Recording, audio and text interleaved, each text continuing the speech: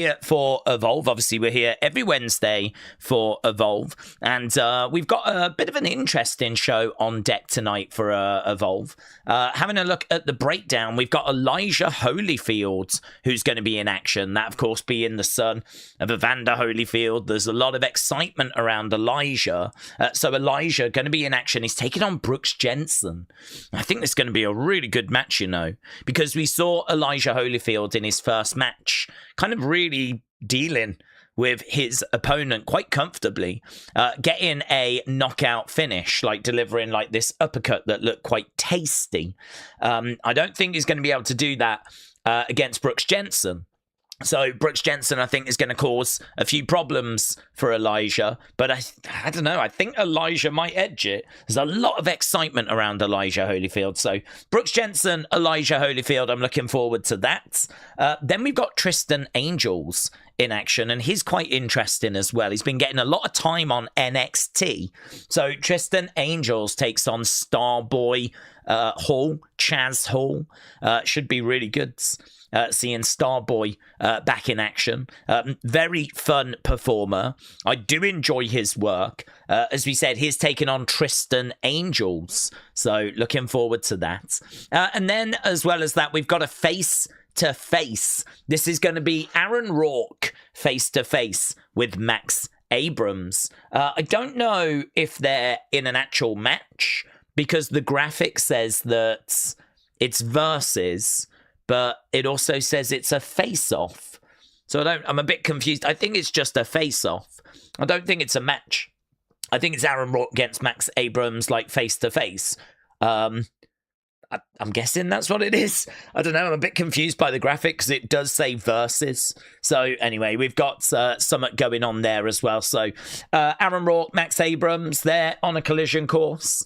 We got Tristan Angels, we got Starboy, we got Brooks Jensen, we got Holyfield. As well as that, there is a tag match as well.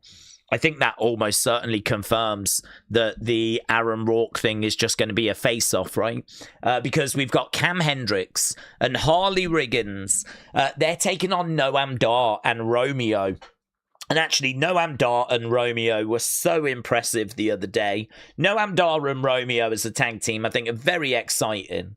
So I'll be looking forward to seeing them in action on this show as well. So pretty stacked. Pretty stacked. 3 matches and a face-off. Champ in the house. Some really good potential for this show to deliver. And yeah, goods. Thumbs up. Excited. Tyler, hello. Shout out to you. Caden said, Daze, we won. The game was so entertaining. Connor said, what a win for England. We won 4-2 against Croatia.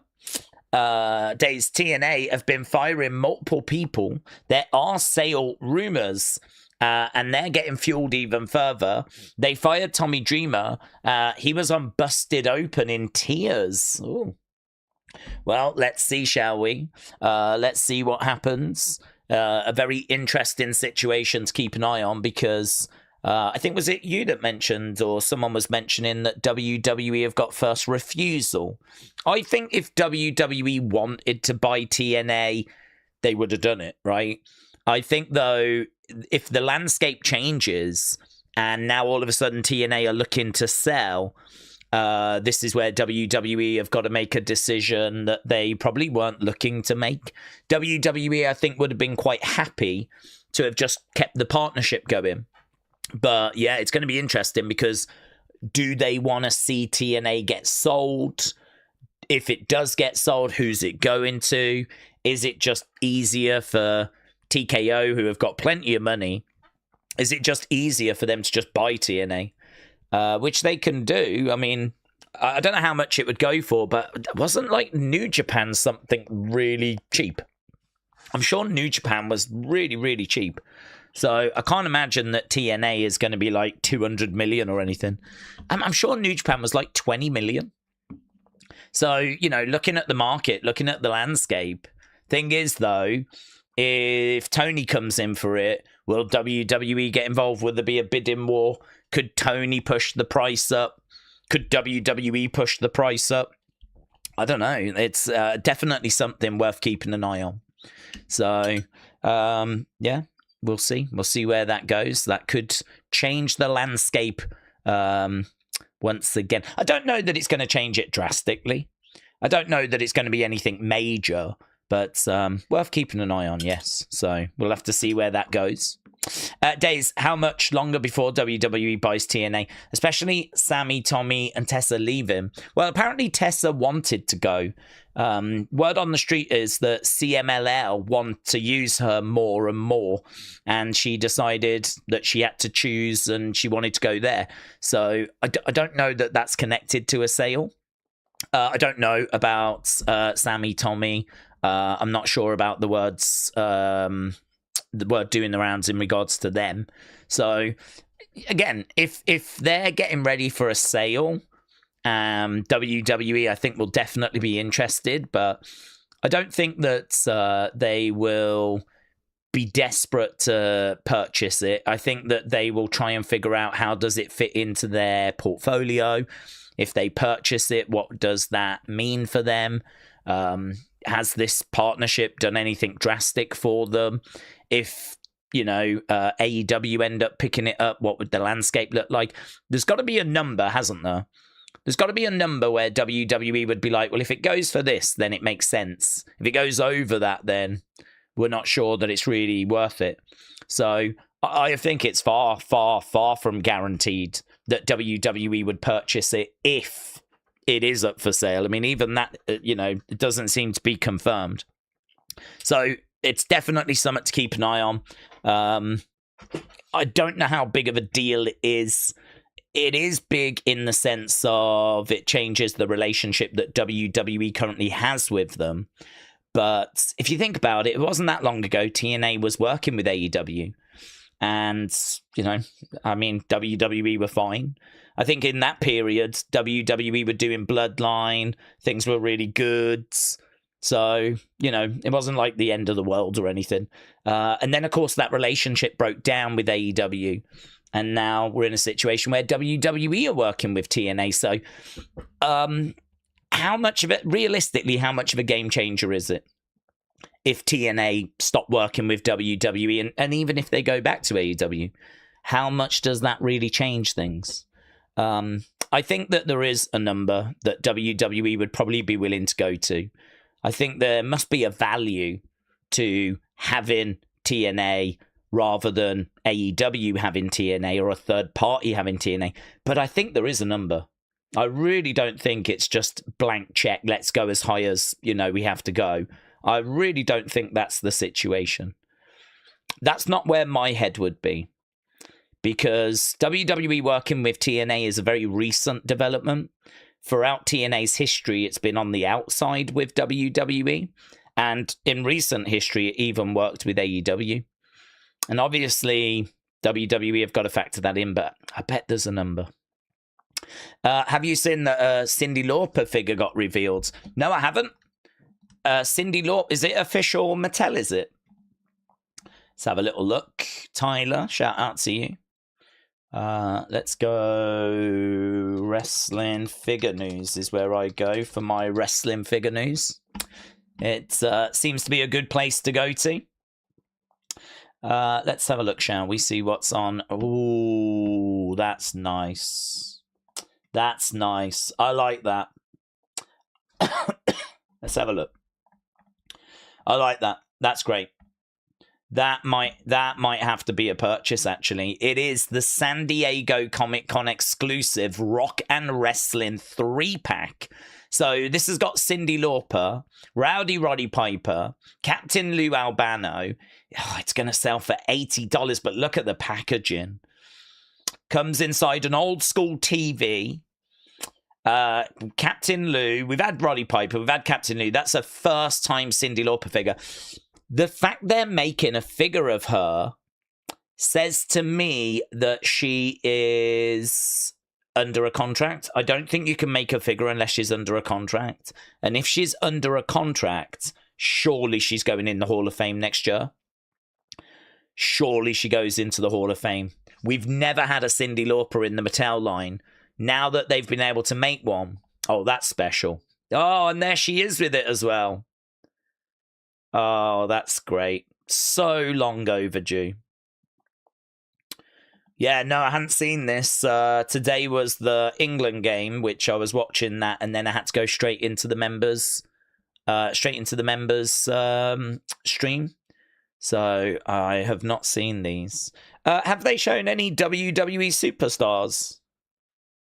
These are all from a few days ago, aren't they? So I don't think so. Those are the ones they showed at WrestleMania. Coco Beware, John Cena, King Kong. I love them. Look at that. I flipping love this series. These ones are on the way. They look brilliant. Coco Beware with Frankie. King Kong Bundy comes in. Cena coming into this line. Great to see some of the bigger, more recent stars. And look at that. Look at that. Hillbilly Jim with the dungarees and everything looking so good. That is such a great figure with the cloth items. That's great because of Frankie. That's great because of the shirt. And, well, Cena's just Cena. Actually, I'd say it's the weakest one. Unless he comes with a shirt and he's just not wearing it. I mean, it feels like you don't really get much with that Cena, actually. Not compared to... Perhaps all the budget went to Hillbilly Jim in this series to make the dungarees, and Cena's just going to sell anyway, you know. Oh, there we go. Oh, he does come with a shirt. So there's King... They do soft goods for these, you see. So soft goods are like fabric shirts. So King Kong Bundy with a shirt. Frankie, it's a bit of a shame that Frankie's in the background. I like to keep him in the box. So it would have been nice if Frankie was kind of here rather than hidden away. There's Cena. So he does come with a shirt. Good. And that's amazing. I mean, that is just amazing. That's why I love this line. It's classic wrestlers, but the level of detail, like the faces look great. The ring gear looks amazing. Like, it's just brilliant. So I love that line. So I'm very excited for those. They'd already been shown at WrestleMania, but we didn't have the packaging figures. We got some J1s. Looks like we've got... Is that Sam? No, that's New Jack. I thought it was Sammy for a second. New Jack. New Jack. And that's a nice Cactus Jack. So looks like there's been a few figures shown over the past few days. This is that other like LJN series. I didn't collect these, but I know some people out there are collecting these. And I mean, these are great as well. That's good. That Mr. Perfect with that's good. That's nice. The only down on this is that they did a Logan. There's a Logan figure in the line, which, you know, I'm not after that. And then they also did a Jelly Roll, didn't they? Logan and Jelly Roll have come into this line. Ugh. Don't need them. Thankfully, this line hasn't been plagued by such celebrities. But, yeah, no, that's great. I hadn't seen these. I think these look so good. These are going to be on Mattel Creations on the 23rd. I don't need it, though. That's the only thing. I don't need it. But it is brilliant to see a Cyndi Lauper. I hope Cyndi Lauper finds her way into that Superstars line. That would be... I'm going to hold out for an inevitable elite Cyndi Lauper, said this person. Yeah, very good. Very, very good. I like that a lot. So, no, I hadn't. Thank you for letting me know about that. Let's not get ahead of ourselves. It was a good result, but the defense looks worrying, says Caden. Daze, Sammy, Tessa, Steve Macklin, Myla Grace have been let go. Sean is saying more are coming. He tweeted that Anthem has put up a press release. Oh, okay. What's the... has it said anything yet? WWE are going to pull the strings and tell the TNA talent to pull talent from the shows against AEW. WWE are going to pull the strings. Don't know what you mean by that. What do we think on Tessa's release? Do you think she goes WWE or All Elite? No. I've heard the sap that TNA releases are coming. Yeah, the streets are saying that she has gone because she was choosing between TNA and CMLL. CMLL want to use her more and more and more, and TNA were only using her sparingly. And so my understanding is when it comes to Tessa, she actually asked for her release. And so she's gone from TNA, but the reason is for CMLL. So it's CMLL that's kind of driven that decision. Chris said, I was not here earlier. I was watching the England game. Oh, yeah, no worries. I mean, we haven't long started. We only started about 15 minutes ago. We were just looking at some great new figures that have been shown recently, and just talking a little bit about TNA. And yeah, I mean, an excellent result for England. I didn't get a chance to watch the second half. I watched the first half. I was a bit worried by what I saw because I thought our defence, off the ball, I thought we looked very poor.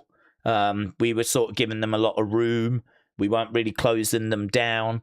It felt quite easy for them to kind of get through our team and get a shot at goal. And a couple of their goals were really, really well taken, in all fairness. I mean, one of them was a fantastic shot. The other one, they just sort of carved our defence open, bop, bop, bop, bang.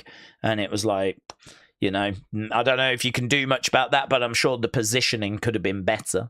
But yeah, I don't know. We went for our whole qualifying campaign without conceding a goal, and then in this match we concede 2. I can tell you in our house at half-time it was a bit not impressed with that. 2-2, not feeling like we're really the team that was, you know, coming here third, fourth favourites. So there wasn't really, I mean, you know, we were in the game and it's not like we were, you know, down in the dumps or anything, but it was a bit of concern actually at half-time. And then I had to come down and do Wrestle Feud, which was really fun. And I was keeping an eye on the score, and I saw we ended up winning, of course. I've just watched the highlights, and I've just read what people have been saying, and seemingly that second half so much better. So that second half is what England need to be going forwards. You know, really swashbuckling, coming forward, creating loads of chances. Probably should have scored more. And maybe a little tighter at the back as well, although Pickford had to make a few saves. But listen, that was going to be our toughest game in the group. We've won it. We've scored 4. It's not like, let's not get carried away. It's not perfect. But yeah, you know, good. Take it. If someone had said, would you be okay with winning 4-2 before the game, I would have been like, yes, I would. I was thinking it was going to be 2-1. I was predicting it was going to be a bit closer, actually. So yeah, good. Shining Wizard said Lou Albano is a repaint. Daze, the rumor is going around Hall of Fame. Yeah, it makes a lot of sense as well. Makes a lot of sense because she must be under some sort of deal to have a figure made. And, you know, I get that you would put her under a deal. Maybe Mattel have asked for it because they've never been able to do it. But now that she's under some sort of deal, I mean, you can put her into the Hall of Fame. We heard, didn't we, about Demolition being signed to a deal. And then not long after, like a year later, they go into the Hall of Fame. So this feels very similar. She signs a deal next year. She's got to be a front runner. If she doesn't go in next year, although the only problem, the only down, is that next year it's in Saudi Arabia. I mean, I don't know politically where she stands on stuff like that. But what if they try to put her in the Hall of Fame next year? It's in Saudi Arabia and she turns it down because she doesn't agree with, you know, Saudi Arabia, human rights, blah, blah, blah. I don't know. So that could have a few more twists and turns to it. Tyler said, I've tagged you in the video of her reaction. Thank you. Bishop said, is there any words on what's happening with the Hall of Fame? No words. No words. I mean, at the moment, it's believed to still be happening around WrestleMania. So that would be, obviously, Saudi. There was a bit of speculation, but it was only speculation that they may move it away from WrestleMania weekend next year because they know that it's controversial. The only problem you've got is that Saudi are paying a lot of money and they want the full WrestleMania experience. And I believe that is Hall of Fame as well, isn't it? You know, it's the Raw, it's the SmackDown, it's both days of WrestleMania, it's the Hall of Fame, it's the WWE Worlds. I mean, it's the full, we want Mania, we want everything that comes with Mania.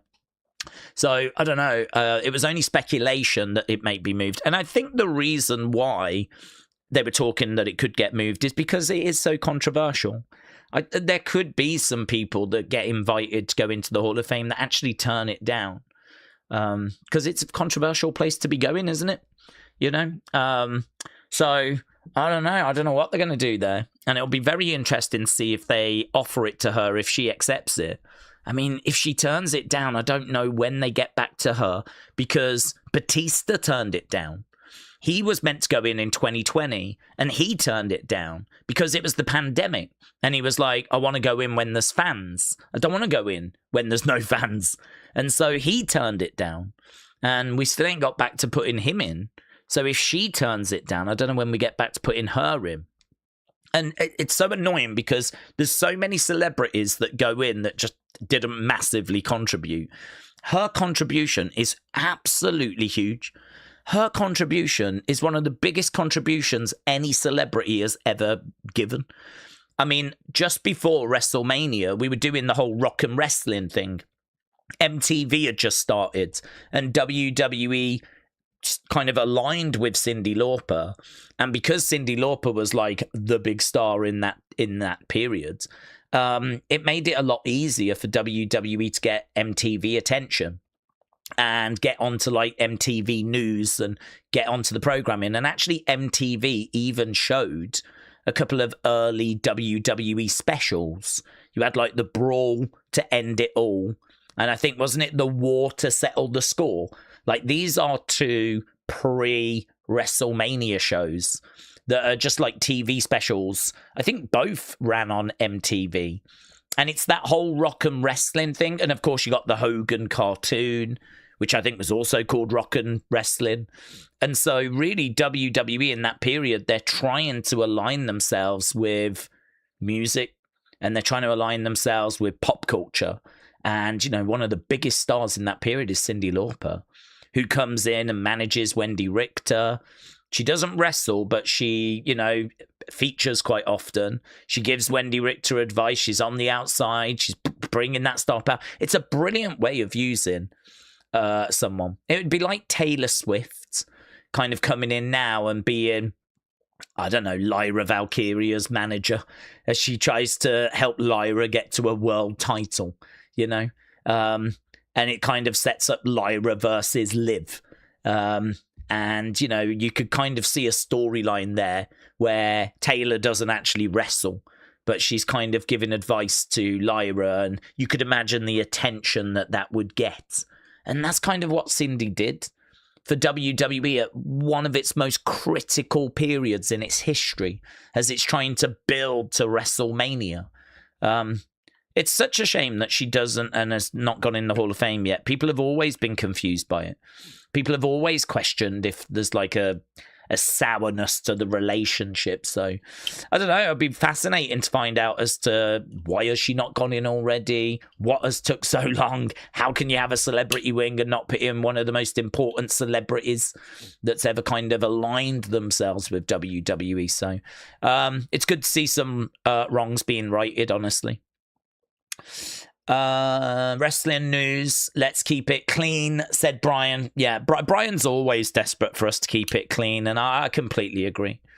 I liked Monday Night Raw, NXT, SmackDown. It's good. You must see sucked, but UFC. You must see sucked. What? UFC sucked? Is that what you're saying? Keep it clean, Brian. Keep it clean. The Beach Kevin said, have they got any Harry Kane figures? Well, there needs to be a statue. I don't know about a figure, but we need to get a statue up.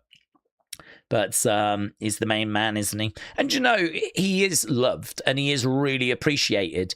But it's funny, because he's so down to earth, because he's never really involved in scandals and he's not all over the newspaper, he never, like, massively gets spoken about as much as some of the other stars that we've had. I feel like Wayne Rooney, who had lots of controversy and, you know, was kind of outspoken at times, he was always in the papers. And as a result, feels a bit like he was a bigger star, actually. And someone like David Beckham, who, you know, got sent off at the World Cup and the fans obviously had big opinions of him, and he was going out with a Spice Girl, and he was always going out and crazy hair and crazy clothes. And I mean, the papers were all over him. He feels like he's a bigger star because he was just always in the Harry Kane, he just goes under the radar. And he's arguably one of our, well, it's not even arguable, he is one of our greatest ever players. He's scored more goals for England than anyone else. No one has scored as many goals for England as Harry Kane. He's an absolute professional. I mean, like, at the end of the game tonight, he was in the defence, blocking shots. Not only was he down the one end trying to score, he was down the other end trying to make sure that we didn't concede. He was everywhere, putting in that work. I mean, he is loved. He is absolutely loved over here, but it's weird because he just completely goes under the radar. I mean, it should be that we're building statues, all proudly wearing shirts with his name on, running around with Kane masks, you know, kids go into the barbers wanting the Kane haircut, you know. There's none of that over here. He's just this really nice professional who is just a classy guy. I think what I'm saying is he should be the next James Bond. That's what I'm saying. He should be the next James Bond because he's just classy. He's refined. He hasn't got a great voice, in all fairness. So, I mean, when he talks, he'll sound a bit stupid. But, you know, he's a real professional. So, yeah, lots of love for Harry Kane over here. But even now, he still doesn't feel like he's as big as Wayne Rooney or, you know, flipping David Beckham or some of the big outrageous names we've had in the past. Big Mig said, I loved today's members game. Our sausage was hilarious, said Big Mig. Oh, Big Migs, I'm glad you enjoyed it, but I thought it was a real fun one this week. And yeah, it was great. I mean, Uncle Revel is such a fun person to have on as well because you know, he really knows his stuff, and you know, he's an excellent player, and so it's always kind of good to catch up with him. And then, of course, you know, our sausage roller door bring in a very different vibe to the game, and yeah, it was good. I'm glad you enjoyed it. I thought it was a real fun one as well. So yes, Wrestle Feud, a big success tonight for anyone that's tuned into that. Dad said, are you free tomorrow before the member stream? Am I free tomorrow before the member stream? I don't think so. I tend to, at the moment, I tend to be going to bed around about 12 o'clock, and I tend to get up about 7, half 7. Then I have something to eat. Then I try and catch up with a bit of the news. That takes us to about 10 o'clock when the stream starts. So that's kind of what I tend to do. Today I didn't get a chance to catch up with the news before this stream because of the England game. So that's why I haven't seen the Cyndi Lauper figure, and I'm a bit out the loop with anything that's gone down today. But I can catch up with that as soon as we're done with this stream. So yeah, I'll be catching up with stuff. So I mean, feel free to ping me a message or something over on X, and I'll obviously try and get back to you. But yeah, X is just a nightmare for me at the moment because I've still not caught up from weeks and weeks and weeks ago. If I tried to do that, I don't know when I would have got round to doing Unseen, honestly. So I need to keep chipping away at it. So my plan is to catch up with the news, get another Unseen out. You know, I did one yesterday. I'll try and do another one tonight. And then we're back tomorrow. I'm trying to think what's happening tomorrow. I mean, we've got the WEP, which, you know, should be good. Catch up with Tommy. See what's happening. See, I really want to know if Scotland have really made a big impression in Boston. Because my timeline is just full of Scottish people in Boston. Oh, and the Dutch. I don't know if you've seen the Dutch. They've got this orange bus, I think in Texas. And the bus drives around the stadium and around the streets around the stadium, blasting out this party music. And the Dutch, like thousands of them just behind, dancing away and everything. I mean, it's just scenes. I mean, there's some really brilliant... I've seen the Norwegian fans in the crowd, like, rowing like this, right? Responding to the music. And as the music plays in the stadium, like, there's, like, 10,000 Norwegian fans, like, pretending to row. It must be like a bit of a, do you know what I mean? I don't think I've seen it before, but it was quite impressive seeing all the Norwegian fans do that. I've seen the Japanese fans tidying up after themselves at the stadiums. I saw this brilliant one where there was this American reporter. She went up to this one guy, and he was Japanese, right? And she was like, "Are you having a good time?" And he was like, "I'm sorry, my English isn't very good." She was like, "It's okay. It's okay." He went, "But I just want to say," she's like, yeah, "I'm so excited." And he went like that, and she goes, "Ah!" She starts freaking out as well, because I don't think she thought he was going to come out with something like that. I think she was under the impression she was going to have to try and figure out what he was saying. So when he goes, "I'm so excited," and she understood, she then went, "Ah!" So you've got him going, "I'm so excited." She's like, "Ah!" She then got excited. It was just this wonderful little moment that they shared. So I enjoyed that. I like the Dutch fans. I like what I've seen from the Norwegians. I like the Scottish in Boston.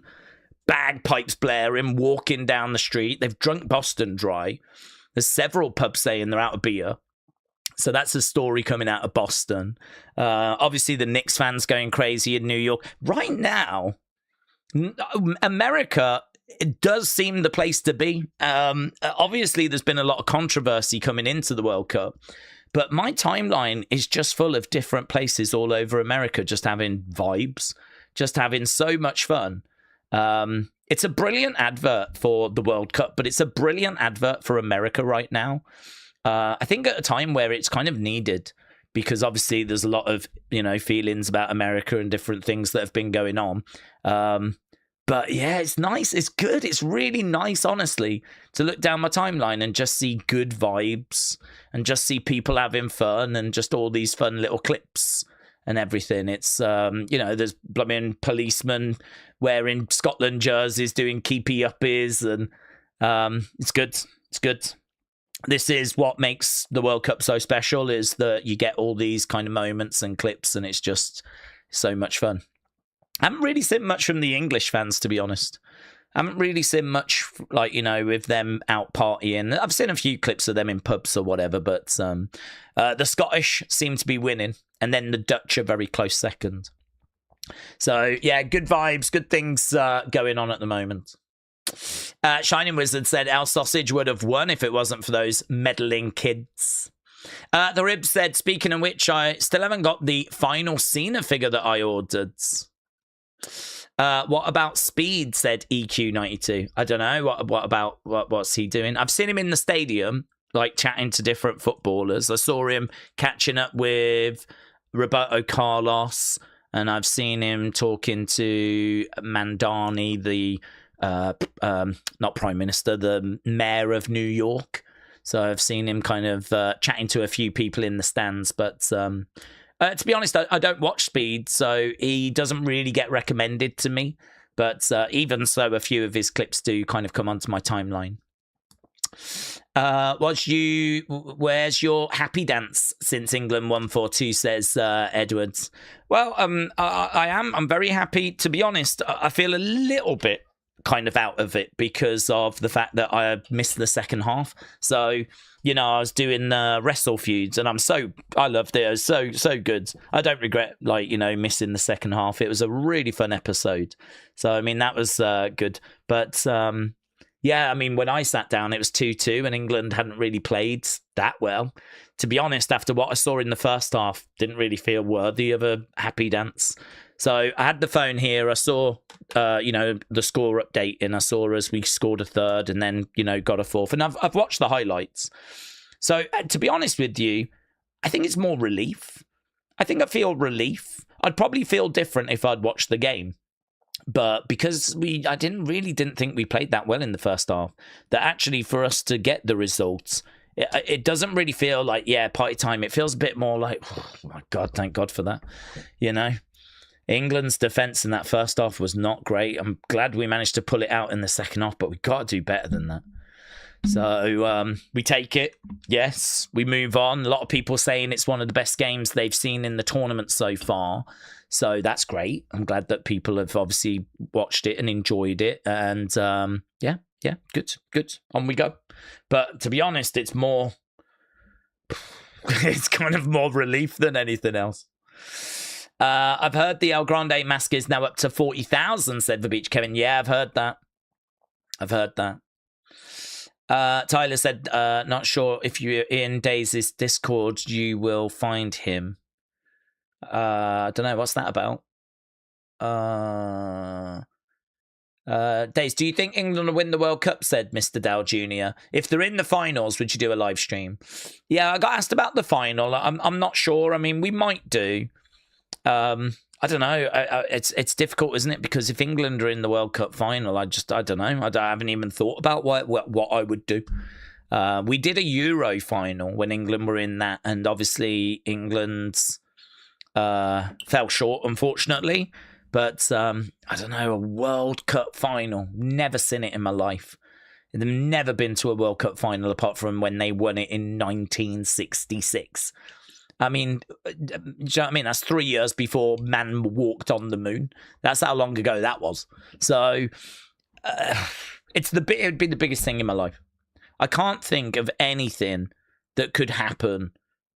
Like, obviously, you know, getting married, having a kid, stuff like that. That's all a given. But I mean, sports-wise, what is the biggest thing? It's England winning the World Cup, innit? Easy. It's not even close. Not even close. So, yeah, I don't know. I don't think we'll make it that far, to be honest. I love England, of course, and I'm really rooting for them, but I'm also realistic. And I think that defense I saw tonight would get absolutely carved open by Mbappe. It would get absolutely tore apart by Argentina with Messi. I mean, Messi scored a hat-trick the other day. I mean, I'm sorry, but what I saw from England's defence tonight would not stand a chance against them. So I am a bit worried about what I saw in that first half. But I don't know. Was it teeth in trouble? I think England are going to look better in the next two games because they've got Ghana. No offence to Ghana, but they're not as challenging as Croatia. And then Panama, again, not as challenging. So I feel like England should get results in the next two games. This was the toughest one. We passed the test. It was bumpy, but hopefully they can look back at the game and make a few fixes. But yeah, I don't know. I think there's better teams. I think France is better. I think if England play France, I think France win. If England play Argentina, I think Argentina might edge it. England play Brazil, I'm not sure. Brazil were okay the other day, but I can't say I was like terrified by what I saw. Portugal drew 1-1, which was a big surprise. Spain drew 0-0 with Cape Verde. That was a big surprise. So yeah, it's hard, isn't it? It's hard to kind of judge from this first round. But yeah, at the moment, no idea about what would happen if England got to a final. I think I'd pass out. Okay. Did you watch any of the test match today, said Daz. Did I watch any of the test match? I watched about 10 minutes. I watched about 10 minutes and then I went to bed because I tend to go to bed about 12 o'clock UK time, lunchtime. And the test match started at about 11:30. So I finished off a few things, caught the end, and then I went to bed. And then by the time I got up, it was about 7:30-ish.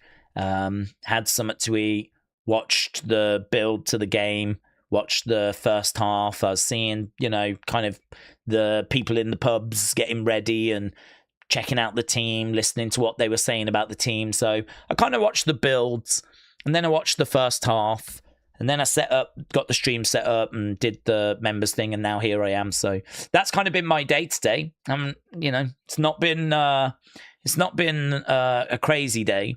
It's been a day full of football, full of England, and as you said, good that we got the result. Are we keeping an eye on Ghana, Panama? Do you know, I'm not. because I'm chatting with you guys, but actually I do have X open, and they've got this side panel. I can show you actually. They've got this side panel, which if you go over here, just here, look, they've got this sort of like World Cup bit, which has been added. I've never seen this before. I've only seen this like now for the first time. So it's got the results from today.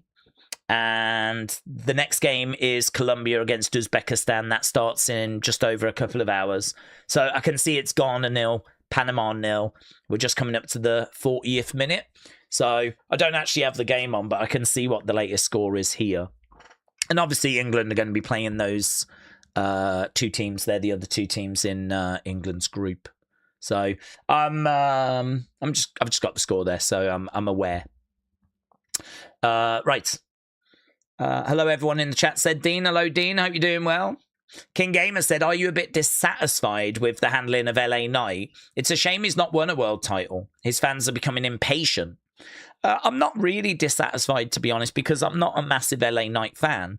LA Knight is someone that I think I view the same way that WWE view him. And the only thing I don't know is, have they missed a trick with LA Knight? I know a lot of fans would say yes, but I do think it might be a very different situation if you was in Triple H's shoes. And what I mean by that is, LA Knight to me was kind of in his 40s. I think is he 40, 41 when he got to the main roster. I genuinely believe the reason why they took him was not because they saw a world champion. It was because they wanted someone that could just bring a bit of experience, be a good promo, kind of good person to have around, entertaining, good person to have on the roster. And that's how I feel about him. I think that he's got his pros, but he's got his cons. I find that he waffles a fair bit. I find like some of the stuff that he says is just a bit of nonsense, and I don't really, care. I find his catchphrases, like most catchphrases are, to be just very quite repetitive. They're fine. You give him a microphone, he'll probably come out with something quite witty at some point, but there's a lot of waffle that's in there. I don't find him to be as good a promo as, say, CM Punk, right? That's the gold standard. I don't find him to be as good of a promo as, say, John Cena. I think he's good with a microphone in his hands. He's very confident when he talks, but I don't know. I don't share in this kind of, oh my God, he's incredible, he blows me away type thing. And match quality wise, I mean, I'd actually argue his match quality is fine, but not really anything better than that. I mean, when do we get like LA Knight 4-star, 4.5-star matches? To me, he is exactly where I think WWE see him, which is solid. You put him in the ring, he'll have a decent match. He ain't going to put in a stinker. It's going to be fine. You give him a microphone, he'll waffle a little bit. It might say some stuff that makes you go, what? But then there'll be a line in there, and you go, that's good. So, he's got Summit on the mic, and he's got the ability to put on a decent match. But what's happened is, because of his character, because of his catchphrases, people have took to him. And I think a couple of years ago, there was this kind of connection with him. And I think at that point, WWE had a decision to make, and that was, are we going to pull the trigger on this guy and really get behind him, even though we didn't really bring him in for that reason, and we really don't see that in him. He's not the person we want to invest in. Our TV time for the top end, we want to be giving that to Cody. We want to give it to Roman. We quite fancy building up Jay. We quite fancy building up this person. So all of a sudden, LA Knight's starting to gain traction. I think the thing WWE have to weigh up is this a flash in the pan? Is this just like flavor of the month? So I was sort of okay with them having a little look at it rather than jumping straight into it and then it just kind of running out of steam.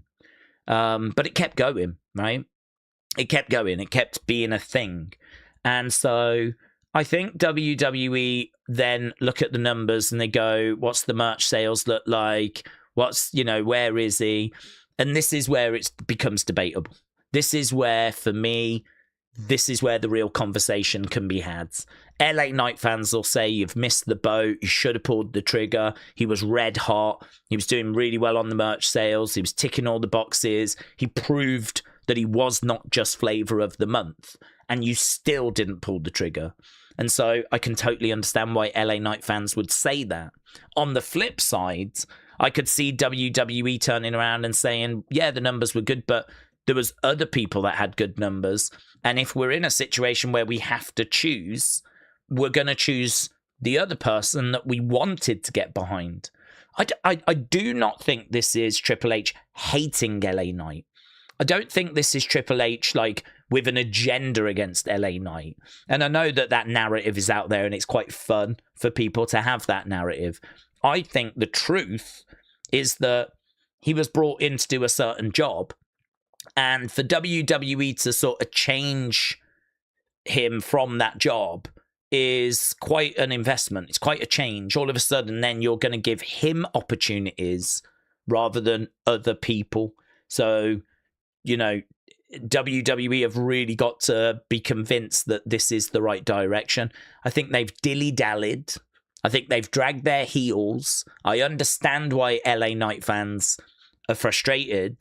But, it's one of those situations for me where I can't say I feel cheated because I ain't blown away by the promos. I ain't blown away by the matches. I think he's solid. I think he's good. I think he ticks the box. I think he's right to be on the main roster. I think that's exactly how WWE view him. More than that, like a world champion, it's not something I'm campaigning for. It's not something that I'm really that bothered by. So, a tough one to answer. That's the most I can give you on it, is that if you look online, there's a lot of the IWC that are fans. So again, it's one of those situations where you're probably seeing a lot of frustration. A lot of people are annoyed. But I don't know, if you did a poll where you asked absolutely everyone, not just those that are being vocal, it'd be quite interesting to know what that would come out as, Do you think LA Knight should be a world champion? I think most would say yes, because there's not a reason to root against him. But if you have to choose between him and Drew, it gets more interesting then, doesn't it? Should it be LA Knight getting the opportunity or Drew McIntyre getting the opportunity? Then all of a sudden, that might become a more interesting question, And these are the choices WWE have to make. Are we going to go with Jay last year when the Yeet thing was over and people were really into it and he was shifting loads of merch? Or do we go LA Knight? That choice is a bit of a tricky choice. I don't think it's as straightforward as, some people think. LA Knight fans have got it, they know what they would do. But yeah, I can understand why WWE have dragged their heels. But the problem is, because of his age, the more they drag their heels, the least likely it is that he gets that world title. But I would like to see him get it at some point. I think like him winning Money in the Bank and cashing in and having a run with it doesn't hurt no one, does it? That doesn't hurt anyone. I would support that. That would be fine. Because I think that his fans would like to see that moment. The work that he's put in probably deserves to have that kind of recognition. But I don't know that I really care for like a big story where we build him up and, he's kind of like constantly up there trying to win in main events. I think I'd just take the shortcut. Have him win Money in the Bank. He cashes it in. Bish, bash, bosh, done. But everyone's going to have their own thoughts on that. Shining Wizard said, Cindy has resisted Hall of Fame for years, apparently. She's certainly known for having strong views on current affairs. It does make me wonder about if it goes down in Saudi, if she would accept. Chris said, I just saw who El Sausage Rollador was. Yeah, it was fun. Chris, I saw your DM the other day as well, but I saw that you're feeling frustrated, so hopefully there's a bit of movement there. Chris said, I thought it was Kian. Well, You're not alone. A lot of people did. There was a real split kind of opinion as to who it was going to be. So yeah, it was done really well. I thought. I think he's done a really good job with that. Hopefully, people just enjoy it, have fun with it. Zaya said, "Are you keeping an eye on Ghana Panama?" Well, I'm keeping an eye on the score. As we said, 0-0 looks like it's about to be halftime. Calvin, shout out to you. Do we think Theory is best as a face? A lot of people think he's better than that way. He is not believable as a heel, said Benito. The way I like him, actually, is as a face in a heel group. So I kind of feel like we said he should go into the Vision, but he's gone into the Vision, and they're not using him the right way. For me, he should be in the Vision, and he should be a nice guy. And it should be the Bron Breakker's doing horrible things, Bronson Reed's doing horrible things, Logan's doing horrible things, and it should be that Theory's kind of looking around going, I don't think I really belong here, and they're making him do bad things, and he doesn't want to do them, but he does them because he's got to.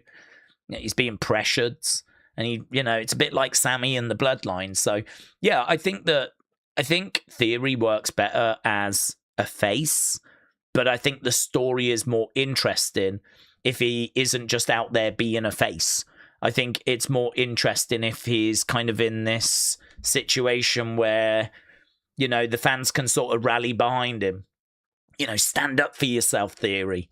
You don't need to be in this group. You don't need to do what they're making you do. Stand up for yourself. Where the fans kind of get behind him. And then finally he turns on Logan. Could you imagine that? Imagine Logan pushing Theory around, slapping him about, Theory just taking it.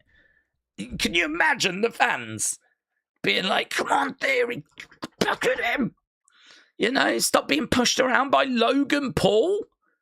And then eventually he does push back, jump on, start pounding away. Maybe Bron Breakker comes over, he goes off on Bron. Has to quickly get out the ring, though, because Bronson gets in, and it's like, it could be good. So, yeah, him as a face, definitely. But we might be kind of doing that now. I mean, what we just laid out might be the end game for Theory in the Vision, and it could be that that's where it's all sort of building towards. Chris said, I'm just waiting to hear from the hospital to see if I've been accepted on the transplant list. Have they said when that might happen, though, Chris? Big Time said, if WWE strategically doesn't lend main roster to TNA, give them NXT titles or Styles' last TNA match. Why pour money into Anthem's pocket? Wait until they wobble and the business struggles. Don't know what you mean. Are you saying this is like a strategy, a plan for them? I mean, the only thing I would say is that this partnership is a partnership. I don't know what the agreement is, but if I'm WWE, I'm looking to work with TNA, and I'm looking to, I want TNA so AEW doesn't have them. That's the most important thing. If we're just going to be honest, that's the most important thing. I've got them so that AEW doesn't have them. That's number one. Then after that, you go, okay, well, what do we do with them? Because their views aren't that great. I mean, before they went to TV, they were doing 100 and some odd thousand. I mean, it's considerably below NXT. So, it's not like we're dealing with a major, massive promotion. I know they're like the third biggest, but I mean, the numbers are not great. So I think they're a bit better now that they're on TV, but even now I think they're still only 200,000 or something. So, NXT is getting like 500 and some thousand. TNA are doing 200 odd thousand. So I think if I'm WWE, I'm working with TNA so that AEW can't. And then I'm like, well, clearly they're going to work with NXT. That's the level they're at. So we'll send some people to them. They'll send some people to us, work it out between yourselves, really. If I'm Triple H, I don't need that headache. Like, they're NXT level. Sean can deal with it, right?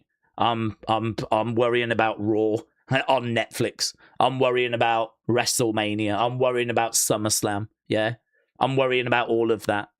So TNA for hardcore fans might be this big brand that's been around 20 odd years. But the truth is, the rate, it's I don't want to, it's not dead, but like, it's so far down the pecking order, ratings wise. It's not even on Triple H's radar. So the idea of sending main roster people to go and perform on a show that gets 200,000 views, do you know what I mean? The idea of like, yeah, we could have done an AJ final match just for AJ than anything else if AJ wanted it. I don't know what happened there. I don't know why we didn't do that. It'll be interesting if AJ ever speaks on the subject. The only thing I can say is I think Triple H gives 5 minutes of thought to TNA every year, and that's about it. It's just so not on the agenda or on the radar. If TNA fans are not happy with that, then okay. I mean, okay. I don't think that the relationship with WWE has been bad for them. But it's at the NXT level. It's Sean and Matt Bloom, and it's those guys that are, you know, booking. So I don't think there's a grand strategy here to, right, what we'll do, right, is we'll starve them of main roster. I don't think any of that's going on. I just think that their ratings are of a level where it doesn't warrant main roster. And this is where people just were losing their minds, thinking that TNA stars were going to come on Raw and SmackDown. I mean, the reason that they're in the Rumble is so that the Rumble feels unpredictable. Plus, also, if you bring some people in the Rumble like Jordan Grace, like Joe Hendry, you're sort of doing it as a way of wooing them as well. It's not really about TNA. It's more about the Rumble's unpredictable. Anyone from NXT or TNA or AAA, I mean, we use AAA talent as well. And it's a way of making the Rumble feel like anyone can show up. But also, it's a way of like, hey, Jordan, did you like that? Do you want more of it? Come and join us. Hey, Joe Hendry, did you like that? Come and join us. You know, WWE are out for themselves. Spoiler, you know. And certainly when it comes, it's not a bad thing. I think that, you know, TNA working with NXT has been good for TNA. I do think it's been good for TNA. You know, we've kind of had them on NXT shows. NXT gets much better viewing figures. There's been Javon Evans, Trick Williams. You know, look at Trick now. Look at Javon now. They've been on TNA.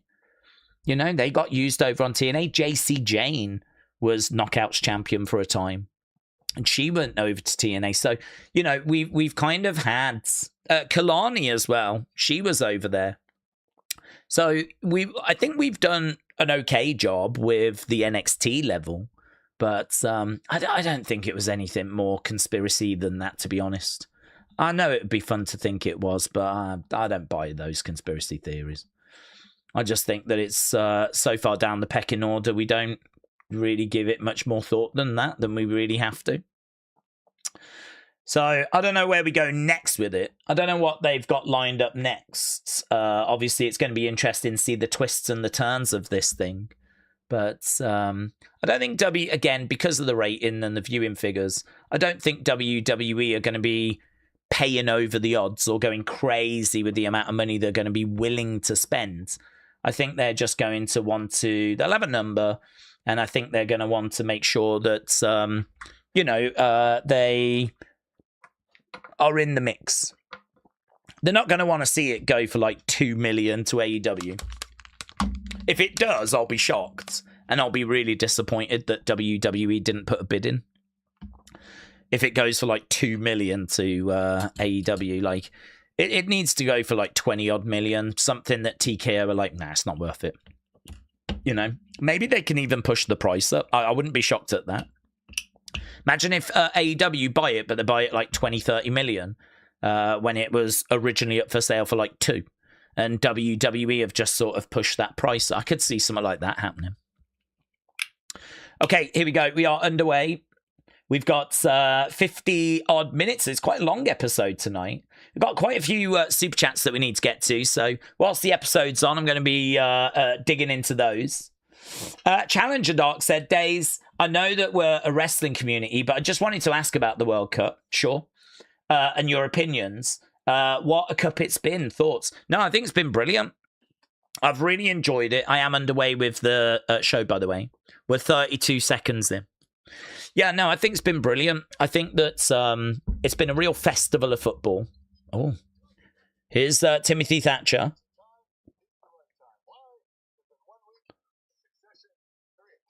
Succession 3 next week.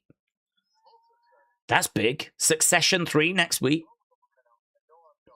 Cam Hendricks, Harley Riggins against Noam Dar and Romeo. Tristan Angels against Starboy. Brooks Jensen, Holyfield. We previewed all of this, but it's good. It is good. Oh, Xena Sterling against Anya Rune. Here's Wendy.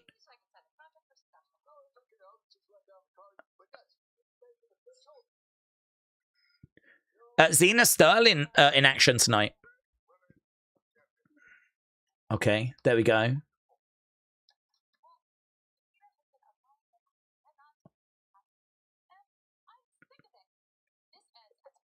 This ends at Succession.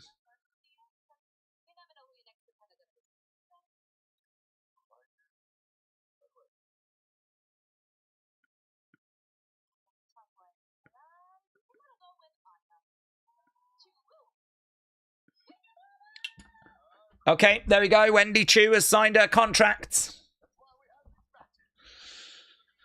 Okay, just arriving. Kev on stage. Who's Kev on stage?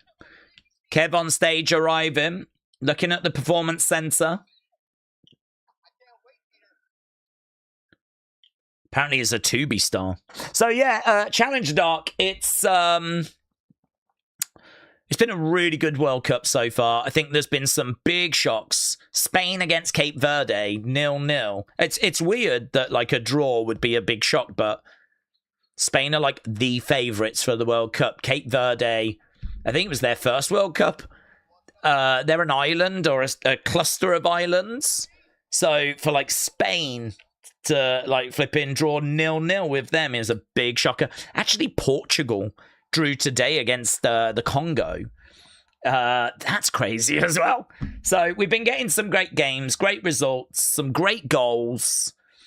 Hopefully people have been enjoying it. Maybe some people that don't normally watch.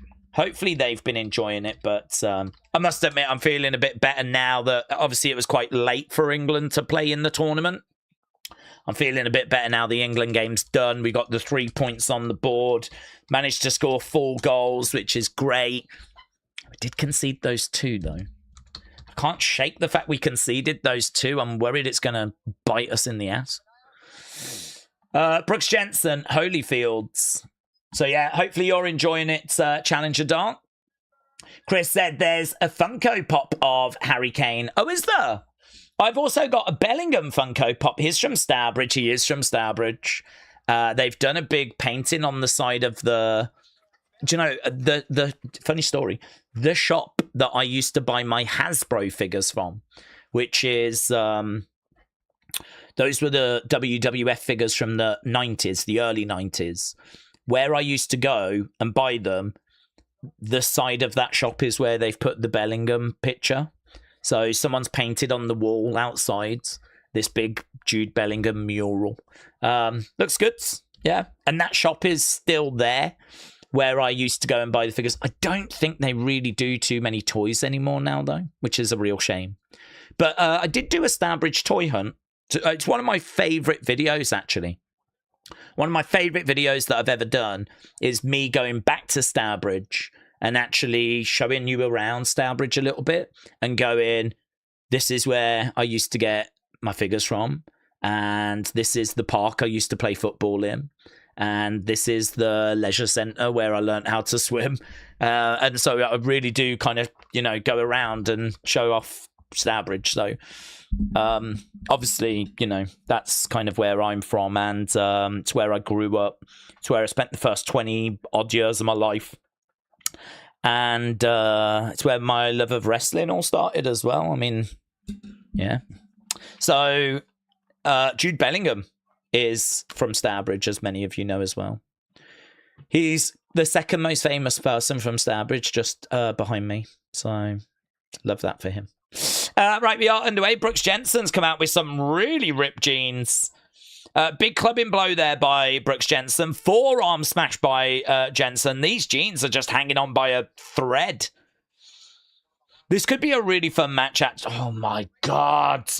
The shots when Holyfield throws these. Look at that. Brooks Jensen getting all messed up. Bang. Bang. Holyfield in control. Chris said, I'm waiting to hear from the hospital to see if I've been accepted to go on to that transplant list. Well, keep us updated, but I know that you said that you was hoping to have an update on Monday. And then I saw your DM saying that you're frustrated. I get that. I mean, you just want the update, don't you? You just want the news.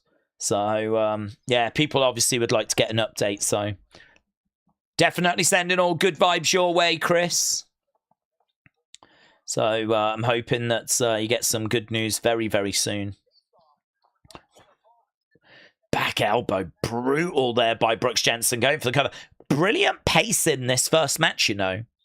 I don't know what it is. I don't know if it's because, like, England have played today and there's obviously a World Cup going on, whatever, but just feels like there's so much to talk about, so much happening. Like, there's a whole show that's on. We've got, obviously, loads of comments we need to get to. There's a buzz around. There's an energy around. It's great.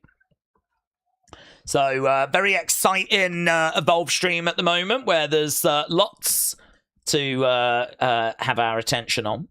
Shot coming in there by Brooks Jensen. I've also lost the score, so I don't know where we are with the Panama game. Let's have a look. I don't know. I've lost the score. I've gone full screen with Tubi, so you lot are going to have to keep me updated with how Ghana and Panama are doing. I don't even know what I need that game to be, actually. Do I need that game to be a draw? I don't even know what I need. Right now, we got Brooks pushing out there at Holyfield. Holyfield getting up. Forearm shot coming in there by Brooks. Holyfield again coming up. There's another forearm. Holyfield, duck underneath. Big liver shot. That was great. And a big shoulder tackle. Loving that. Running on the spot. Bang! He's looking good here. Holyfield looks amazing. Colliding in the corner. Over the other side. Bang! Going in again. Brooks Jensen's a big boy as well. I mean, he's got the height over Holyfield's. But Holyfield's... Oh, duck underneath there by Holyfield's. Picks him up. Spinebuster! Spinebuster. That top turnbuckle has come off from Brooks Jensen. Could you imagine Obafemi against Elijah Holyfield? Elijah Holyfield with that knockout power. He goes into that top exposed turnbuckle. 1, 2, 3. Brooks Jensen gets it, but he only gets it because Holyfield went face first into that exposed turnbuckle. Brilliant pace to that match. Holyfield jacked. Absolutely jacked. Brooks Jensen picks up the victory. I mean, Brooks Jensen is a big guy. For Holyfield to just bang, throw in a shot, Jensen go down. He's got some serious power as Holyfield's. I mean, I don't know if he really does, but they're making out his character does. Steve, hello, said Daze. I'm an official member of the awesome channel, and I've been a wrestling fan for over 50 years. Jesus. Steve, shout out to you. Do I follow you, Steve? Where are you? I better. No, I don't. Steve, shout out to you. I do now. Steve, fight. Shout out to you, buds. Okay, we've got face-off happening soon. Aaron Rourke, Max Abrams. Time check. Jesus, we're at 9:55. That first match was really fun to watch, and it went really quick as well. Now we're moving on to match number 2 already with Starboy coming out. So Starboy's coming out. Great talent. So Starboy in action. He's taking on Tristan Angels, who's been getting a lot of TV time recently on NXT and on Evolve. So Starboy is making his way out. Okay, time check. We're at 10:30. Okay, 10:30.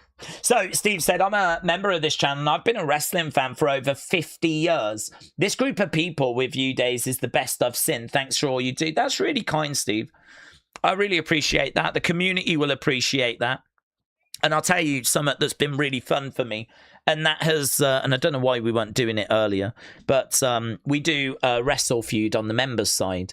And it's where I get to speak to a lot of like the members. Because obviously I chat away with you guys, just answering questions, sharing thoughts, getting into a conversation. But like actually getting to speak to people like on camera and put a face to the name has been brilliant. It's been one of my favorite parts of the whole channel, honestly. And there's so much knowledge out there, so much experience, so many people that love wrestling, care about wrestling, enjoy wrestling, want to share their passion for it, share their knowledge with it. I know like Shining Wizard, for example, whenever we're doing our watch-alongs, is always putting little facts in about the matches and everything, which, you know, is really appreciated. And yeah, I mean, I think we've got a really great community that know their stuff. And I think more importantly, like, have got a good mindset as well. You know, we're WWE fans that love it and seriously love it, and we want it to succeed. But we're not shy about, you know, if we need to criticize it, we'll criticize it and we'll be honest about why. But it's all coming from a good place, you know? We really want to see it work. I really want to see it have its best year ever this year and go even better next year and even better next year, you know? I want to be watching the shows saying it's never been this good. You know, this is better than the golden era. This is better than the Attitude era. And obviously, we all kind of want it to get to that level. Hard in this current landscape, though. What with, you know, so many things trying to get your attention. So many different things trying to...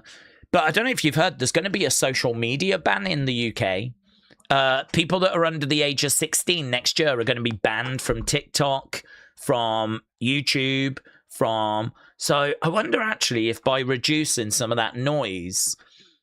What, you know, yeah, kids are going to find a way around it with VPNs, whatever. But I wonder if that's going to encourage kids. I'd love to see them go and play more sport, to be honest. I'd love for kids to do that. I think it's going to really fundamentally change, actually, quite a bit about childhood. And I wonder if some of them will find wrestling. I wonder if some of them, you know, will be able to find wrestling or I don't know. I don't know what it's going to do. It's a big deal. No TikTok, no Instagram, no YouTube until you're 16. Because I know that there's rules in place, but you know that people get around those rules. I don't know what it even does to our community, honestly. Because I know many people kind of find us when they're 14, 15, you know, and kind of, you know, enjoy. A lot of wrestling is enjoyed by 8-year-olds, 9-year-olds. I don't think we have too many of them joining us. But yeah, it's going to be a big change, that is, next year. It's only affecting the UK, but, you know, if it works, other countries could follow suit. I'm not down on it, to be honest. I'm not down on it. I think about when I grew up and I was outside playing football, and do you know what I mean? I feel like just being on your phone all the time, watching content creators, which is ironic for me to say that, but get out there, live your lives, kick a ball around. Do you know what I mean? Go and experience the sunshine like I did when I was young. So we never had social media when I was growing up. I don't know that it's a net positive. So yeah, hopefully that might bring some more people into wrestling. So, yes, Steve, thank you, my friend. I dropped you a follow. We are underway with match number 2, by the way. Bruce, shout out to you, my friends. Appreciate the kind words. And Alex said Canada's going to put that in place next year as well. Really? I get the politics. I know that there are a lot of kids that are disappointed by it. I think I heard 70% of parents that were questioned agree with the ban. So you're never going to get 100%, are you? But I just think back to my youth, and I think back to, you know, growing up and, you know, going outside and playing football, playing sport, hanging out with friends in the real world. It can't be good, can it? To just spend your evenings just on your phone, just watching TikTok, doom scrolling, you know? How many times do you doom scroll, just go through, and before you know it, you've lost 2-3 hours? I mean, if you kind of start doing it at 6 o'clock, I mean, it could be 9 o'clock, 9:30, 10 o'clock, and you ain't done nothing. You ain't achieved anything. Yeah, I don't know, man. I think there's probably more positives than negatives, but it's controversial. I'm sure there's lots of opinions out there on it. I probably wouldn't like it if I was 13, yeah, or 12 or something like that. Starboy with some shots coming in. Shining Wizard, we'll get to your comment in a second, buds. Over against the ropes goes Starboy. We're at 16:30. Starboy with a clothesline coming off the top there, coming off the corner. Down goes Tristan. Tristan trying to get back up to his feet. Starboy on his feet. Round the back, looking for a... sliced bread there by Starboy. Straps are coming down from Starboy. Oh, the dragon comes out. I wasn't expecting that. Bang! Going for the cover. 2. Tristan kicks out. Tristan kicks out. Starboy is chucking himself all over the place. Starboy with Tristan coming in with a kick. Big kick there by Starboy. Tristan still down. Starboy climbing up. Tristan definitely feeling the effects of this one as Starboy, has he gone to the top just one too many times? Comes in, goes up, might get power bombed. Oh, I thought he was going to put him on the top rope and then like sit down power bomb him. Instead, he gets taken to the outsides. Springboard in. It's kind of like a springboard moonsault, but to Tristan. Tristan goes down. Starboy grabbing him. Tristan gets thrown back in the ring. Starboy in control. Yeah, it is true. We are lucky to have Starboy on Evolve. He's not been around very long, but every time he wrestles, it's worth watching. I actually think Evolve's in not a bad place at the moment because Holyfield, I think, is very interesting. I actually really like Brooks Jensen. Starboy is really good. Bang, over in the corner. We are actually bringing in some people to plug some of those gaps because we lost some big names recently. Look at that by Tristan. Look at that massive superplex. He actually grabbed Starboy on the outside of the ring, got him all the way up. I mean, he's not the biggest, but he got him all the way up. Beautiful arch as well. That was nice. That looks so good. I'd be more impressed if he did it to Obafemi, but, you know, still look great. A bit of energy in the crowd as well, which is good to see. You know, seems like there's a fair few people in attendance. As bang, Starboy turns that into a DDT. So DDT there by Starboy. Hello to Sunny. Hello, William. Hello, Daz. Big time. Hello. I'll try and get to your comment in a bit, buds. Starboy is up. Whoa, couldn't land it. Here's Tristan, duck underneath, goes Starboy, goes up, maybe get power bombed. Oh, no, he gets planted down. Here's Tristan, bang, driving down Starboy. Oh, God, it's just like England, Croatia all over again. Another win for England. We're just collecting dubs everywhere at the moment.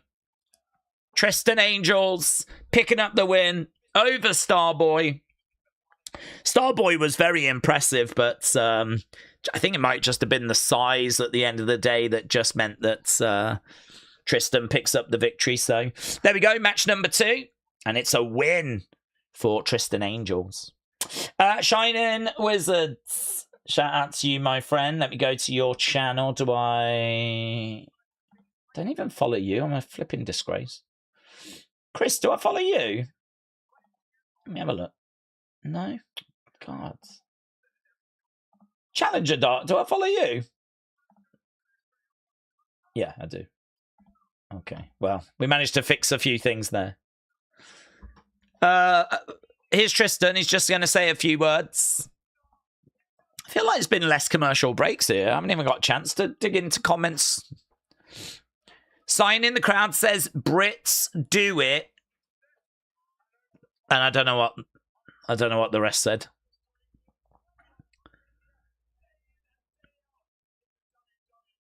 He's a very confident talker, isn't he? I'm the definition of excellence and of elegance.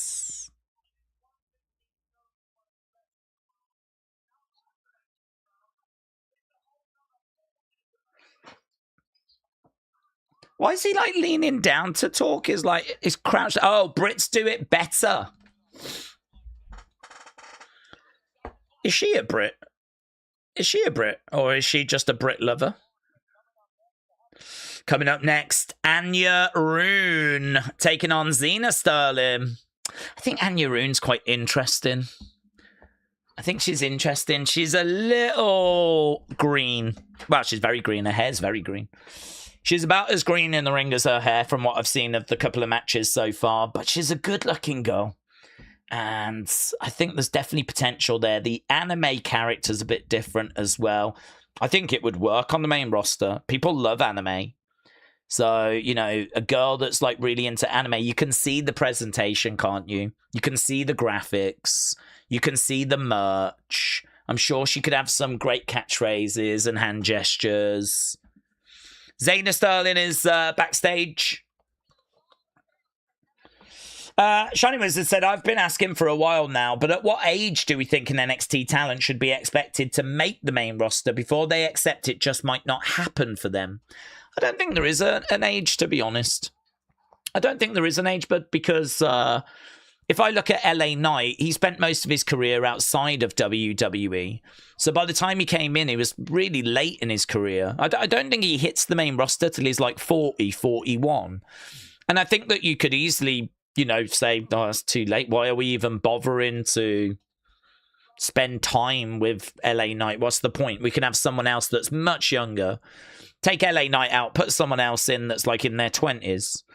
But it goes back to what I said earlier, which is I don't think WWE saw him really as being much more than experience, as being solid, as being, oh, yeah, if we need a tag guy, if we need someone to have a good opponent, someone that's got experience. Yeah, I mean, this is the Anya Rune stuff, innit? Look at this. I mean, she's got bit of energy, fun music.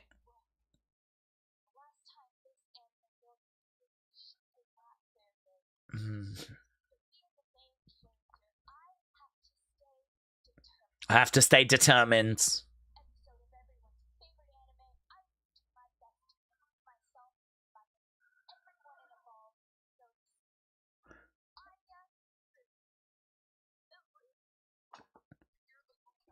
I'm not sure about that.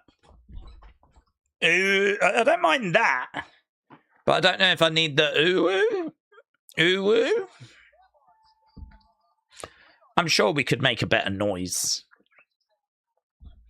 Ooh. Okay, well, let's see what she brings. Oh, we've got some Let's Go Xena chants, though. Takedown there by Xena. I kind of like Xena's gear. It's a bit different, isn't it? It's a bit different. It's kind of like sexy guile. She is giving off like military vibes, military boots, kind of. I don't mind it. I don't mind it as a look. Okay, shot coming in there by Anya. Kev on stage watching, but we still don't know who he is. She's over in the corner, back elbow there by Anya. Anya is going up. Zaina coming over, shot to the midsection. Zaina again with another shot. It's actually been a pretty solid episode so far, you know. I mean, the first match I cared about because of Holyfield and Brooks Jensen, I like them. Second match, Starboy. You always feel like you're going to see something good with him. Third match. Yeah, I think you've tried...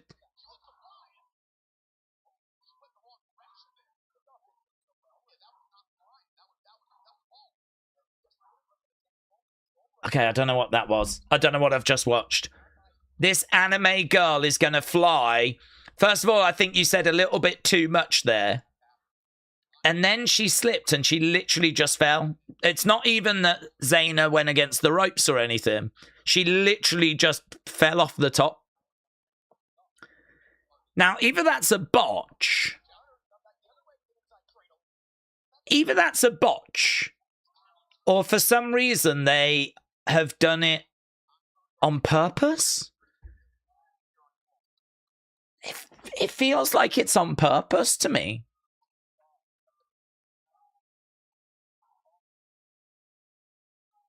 Why has she done that? Why has she done that? Why has that happened? This anime girl is going to fly and then out of nowhere she slips and just crashes down. Even when she said this anime girl is going to fly, it felt like that's too wordy for you to say. I mean, Becky Lynch used to yell something like straight fire. You know? She didn't stand in the middle of the ring and go, I'm going to run into you now, and like come out with a full sentence.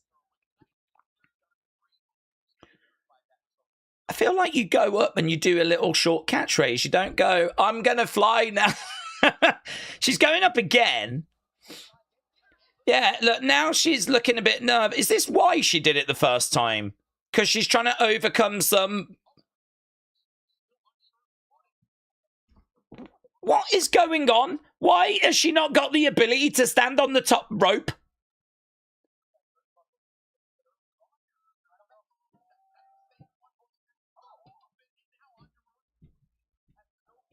I don't know what I'm watching. I don't know what this is. She's tried to go up and do it again and she can't. Cross body thereby. Are we trying to tell a story of her not being able to do it and eventually she's going to do it? That exposed turnbuckle is exposed once again. Anya goes into it. The booking of this is so weird. This is weird. 1, 2, 3. Anya Rune loses. I think the bigger story, more so than her losing, is whatever they were trying to do with her in the corners. That first one felt weird, with her falling down and crashing down. They're even showing a replay of it, which you wouldn't really do if it was an actual botch. And then she goes over the other side and makes a big deal about the other side. I don't get it. I don't understand what that is that we're trying to do. Maybe it will show itself in promos or something. Well, I certainly feel like I've seen something different. I don't hate it in the sense of I'm interested to see what the flip they do with it. Here's Gianna Capri coming out. I'm at 29-20, by the way. Why are you even here? This is for the big dogs. This is too much for you. You're embarrassing. Layla Diggs coming out with Mason Holiday. Layla Diggs and Mason Holiday are coming down. They're coming to Anya Rune's rescue. Oh, Gianna went to attack. She gets out the ring. I like Mason Holiday's shoes. They look good. Anyaroon is down. Blake Howard now. Guys, I'm trying to get to comments, but it's not stopping. The show isn't stopping. The pace of this feels so much better. I feel like they've crammed so much in. That was our third match in the space of half an hour. And now we've got a little backstage thing with Harlem. They're just showing us last month Harlem with Braxton Cole. Harlem's cleared.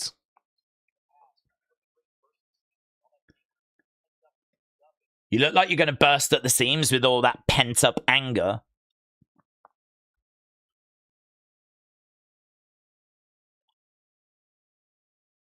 I was afraid.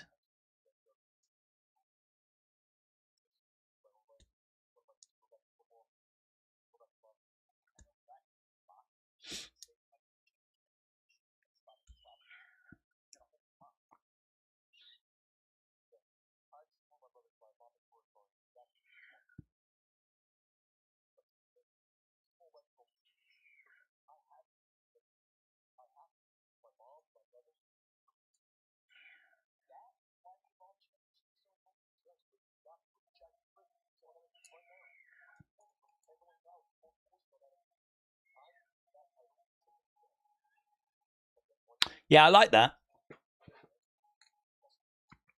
He said, if you look at the previous champions, they're all on NXT. I need that title because it's the key to get into NXT.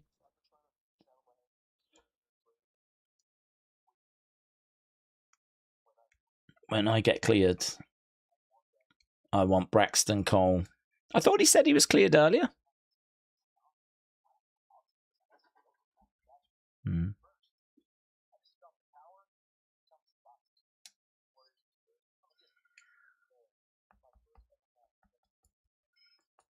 Oh, there we go. Sharing a few stories, and we're going commercial break. Lovely. Okay, so yeah, Shining Wizard. I don't think there's an age that it's kind of a cut off, if you will. I mean, obviously, if you're like 45 or 46, I mean, I don't know what you can provide really on the main roster at that point. But yeah, I mean, we've seen people like LA Knight go up quite very, very late because they've spent the bulk of their career elsewhere. But then they'll probably go to the main roster and do a different job. And that job will be to be experienced and to help put others over and be a solid mid-card act. And do you know what I mean? Like, kind of contribute in that way. But in regards to, like, being in NXT, I don't think you want to set a rule of, like, you've got 3 years, that's it. They do have benchmarks as to where you should kind of reach at certain points, and if you don't reach that level, then you are at risk of being cut. But if you've got someone that you think is like an Obafemi and you see the potential and they're just not getting it, you might want to give them a little longer, you know? I don't think there is like a hard and fast rule. WWE are obviously going to do what they think is right for the business, and if they think giving this person a little bit more time, then fine. And as someone like Tony, I mean, you've tried a character with Tony and they might not think that it was working. So they've changed that character now. And so now we're going to dig into this character. I mean, if you give someone character, and it just doesn't work, that's when you might look to part ways. But if you look at Wendy Choo, she's been in the system a long time. It didn't really work with Tian Sha. Didn't really work when she was doing the sleepy thing. Then they turned her a little bit dark. Still, they didn't love it. I think she goes to Evolve, and I think this is Last Chance Saloon for Wendy. If this doesn't work for her, she might find herself getting cut. So she's got to work it out. She's got to find a way of connecting. She's got to find a character that's going to start moving her forward and not characters that move her backwards. So obviously the fact that Evolve is a bit of a safety net is good. It's been good for Nikita, good for Carmen, good for Wendy. But equally, you're going to have to work it out at some point. So I don't think there is a hard and fast rule. I think it comes down to a case-by-case basis, but you need to hit certain points in your development And if you don't, that's why we see them part ways with performance talent, because they weren't quite hitting those benchmarks. It's the only thing I can think about Tyra May Steele, because I love Tyra May Steele. I thought she was awesome. I thought she was a ball of energy. She had that wrestling background. She was a gold medalist. I mean, how does that not work? I still have no idea. I've not heard her say why she got cut, but I can only imagine she wasn't quite... They were trying and trying and trying. She wasn't achieving what they wanted. But I liked what I was seeing. Okay, we got Timothy Thatcher. Should be throwing us back over.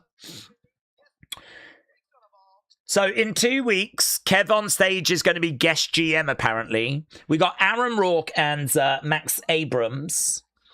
That's going to be the championship match next weekend.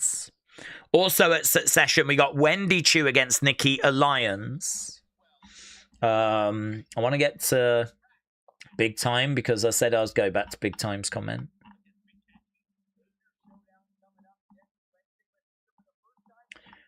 Big Time, you'll have to put your comment in again because I can't get back to it. New arrivals arrive next week during Succession, so big Succession show next week. Okay, is this going to be the tag match now? Yeah. Tag match now, and then that means we're going to wrap up the show with the face-off with the champ and Max Abrams. So, Cam Hendricks and Harley Riggins.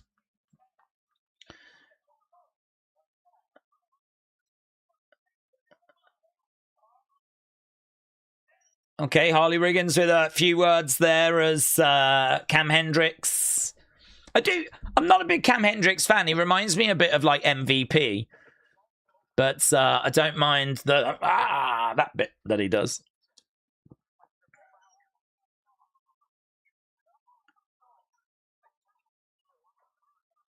What's Riggins doing?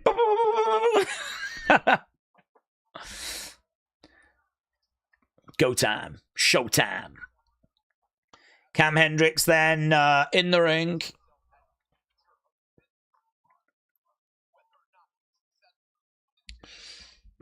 Okay, this should be good because Romeo and Noam have been a brilliant team. We've seen them the other day on NXT, and Dave Meltzer gave that match 4 3/4 stars. That was last week's NXT. 4 3/4 stars. So Romeo and Noam Dar making their way down. Yeah, so Big Time said if WWE and you wanted to land a deal with TNA without AEW getting a bid in, because they know that Tony has got endless supplies and the same headache they have with a wrestler's salary. Yeah, I mean, that's going to be a problem, to be honest, because if I'm Tony, I'm probably interested in buying TNA anyway. And so I'm going to have a number. And, you know, I'm thinking this number's going to be a few million, honestly, because I don't know that TNA is as valuable as New Japan. I don't know how people feel about TNA compared to New Japan, but for me, New Japan is the wrestling promotion in Japan. And that recently just went for, I think it was 20 million. So is it crazy to think TNA would be, as a starting bid, 6, 7, 8? You know, you're thinking 10. I mean, if I'm starting to get towards 20 million, I'm starting to get nervous. Because I could have bought New Japan for 20 million, and that would have given me the biggest promotion in Japan. So actually, what do I do with TNA? A TNA that gets ratings half NXT. Do you know what I mean? Half of NXT. What do you do with that? How does that benefit WWE? How does it fit in? I mean, it's another brand, but do we need another brand? It's another brand, but it's another brand in America. We've already got America. The one place in the world that we have definitely got a foothold in is America. We've got that boxed off. So NXT does double TNA. So what does TNA actually bring? I mean, really, you want it so that AEW don't have it. That's the truth. That's the truth. I don't know what else you do with it. I certainly don't think it's another brand that sits alongside Raw and SmackDown. It's just not got that level of interest. So for me, if someone was to say, okay, you can have one, you can have New Japan or you can have TNA, which one do you want? I'd have New Japan. I'm not even a thought. I'd have New Japan. Because New Japan gives me access to Japan. And I don't currently have a promotion in Japan. I've got NXT if I'm WWE. NXT is based in Florida. I've got Raw, I've got SmackDown. I do most of my shows in America. I don't have a foothold in Japan. So for 20 million, I could have the biggest promotion. Alternatively, like, what do you do with TNA? How does it benefit me? The only thing is, I just don't want Tony to have it, really. And vice versa, I think. I think Tony has already got Ring of Honor. He's got Collision. He's got Dynamite. What's he going to do with TNA? It'd be nice to have the library. Be nice to have the video library. And it'd be nice to have it so that AEW don't have it. But if New Japan's 20 million, in my mind, I'm thinking TNA's 10 max. I could be well off. Could go for 50. Do you know what I mean? I could be well off. Could be that New Japan was just an absolute steal. But that's kind of where my head's at. So I don't know how you can... they get first refusal, don't they? If Tony comes in with a bid of...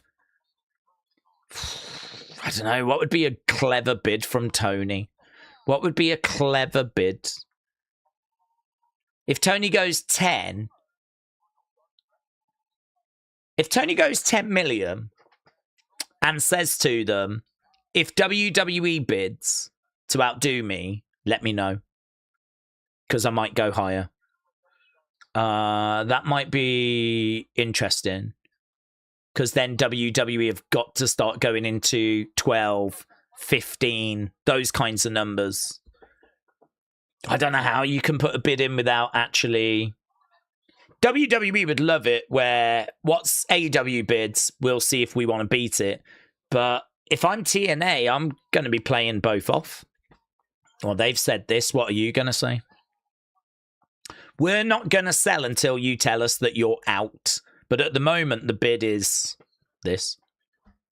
So, yeah, I mean, all of that, if that is where it's going to go, could be quite interesting to watch unfold.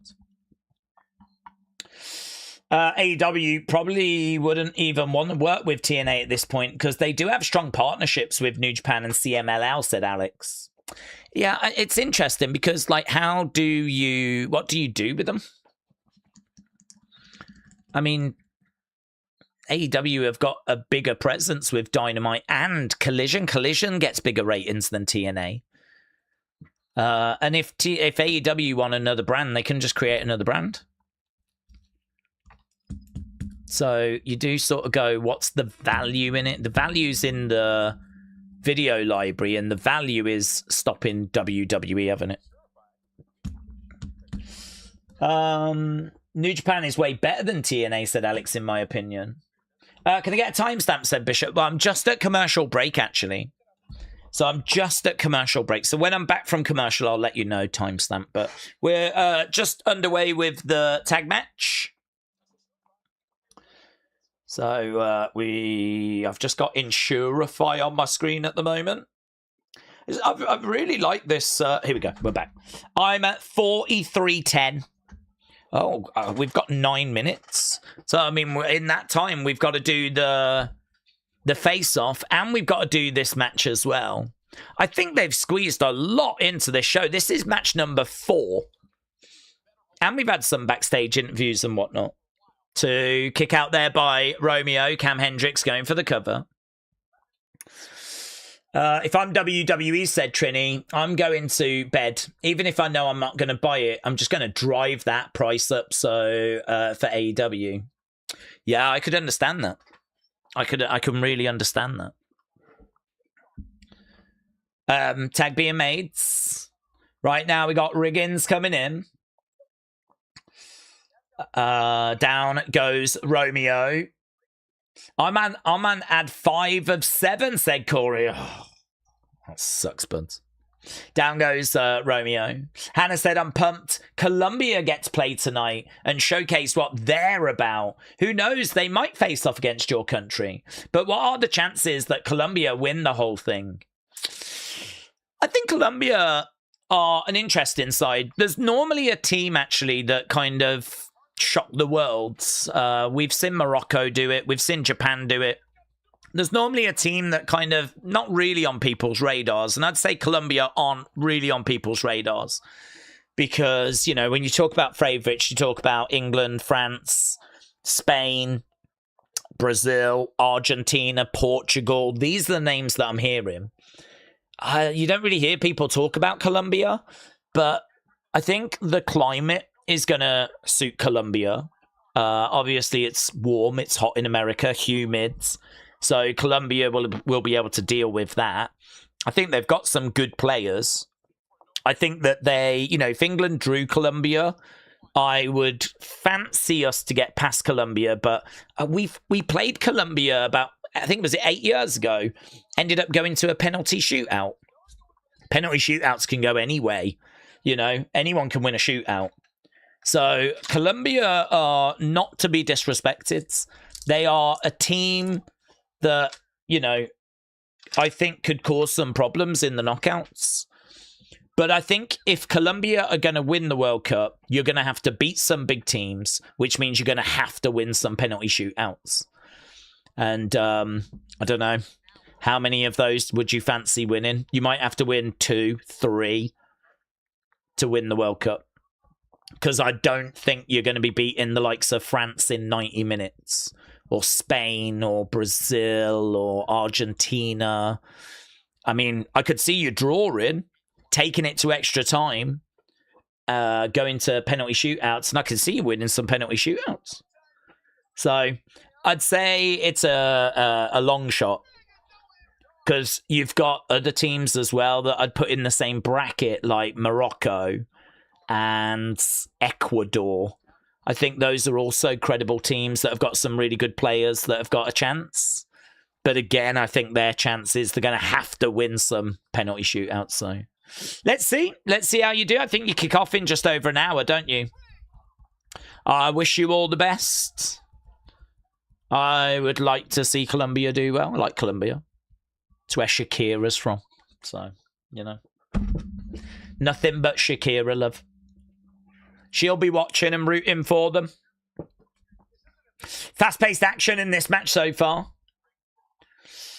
Big Time said, with the TNA IP, you could monetize the library and gaming and merch, a TV deal, sell nostalgia, maybe documentaries. Yeah, but they only get 200,000 views. So what value is there on a video game? What value is there in merch? Like, you'll make some money. But if that number's going up to like 15 million, 20 million, like, I don't know what a video game would do. I'm not that optimistic it would do that well, actually.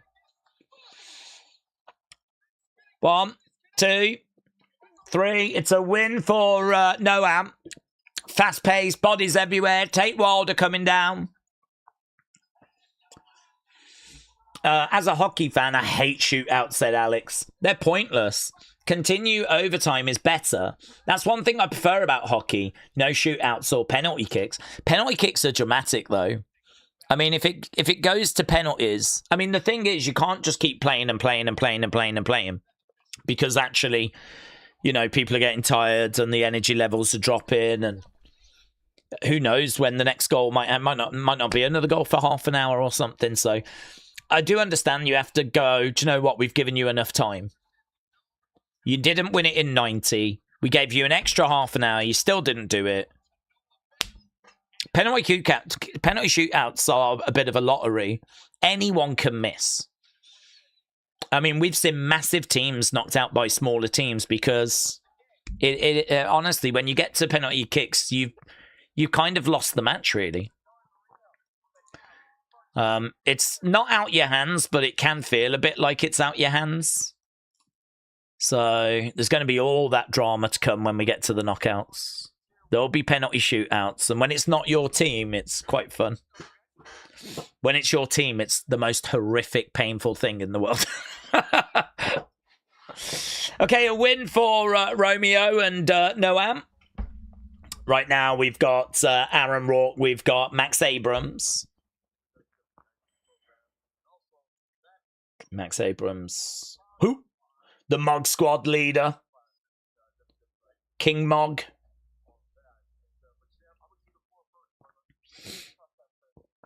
Okay, we're backstage for this, by the way, and we're at 49:40.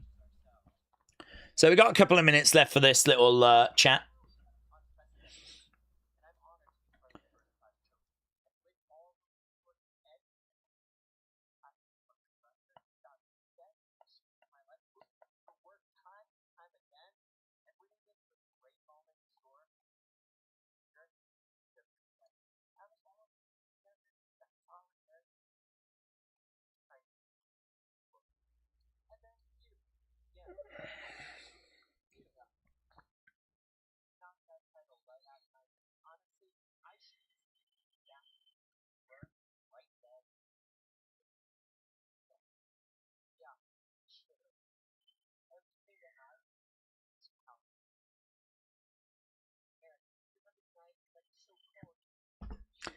Everything I do is calculated, said Max.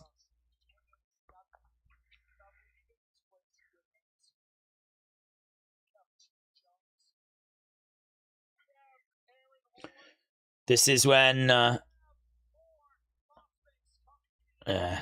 was a bad snub.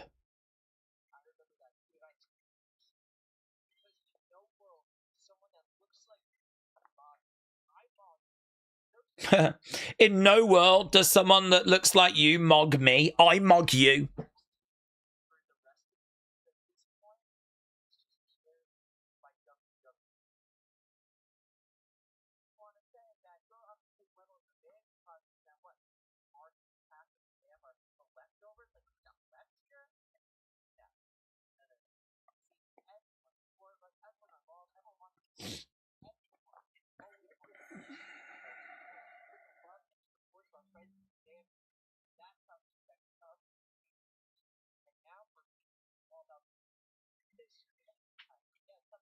I'm going to make history, says Aaron Rourke. Max Abrams laughs at that.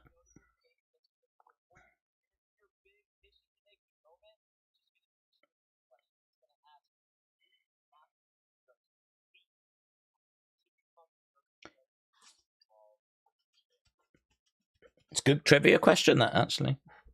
Who did Max Abrams beat to become the Evolve champion? The answer will be Aaron Rourke if he wins next week. You're a joke. You're a joke, mate. Yeah, you're a joke. You want to bring up my family, says Aaron Rourke.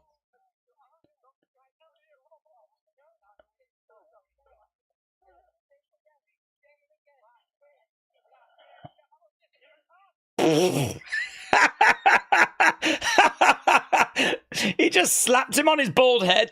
How about this, Aaron? Like that. Ah, that was good. It's been a long time since I've seen a man get slapped on his bald head. How about that, Aaron? Was that disrespectful? You know it was. Hell yeah. Hey, look at this. I've gone to AEW Dynamite now. Dynamite's auto playing episode 1. AEW World Champion Chris Jericho teams with 2 mystery partners as he battles Kenny Omega and the Young Bucks. Episode 1 of AEW Dynamite.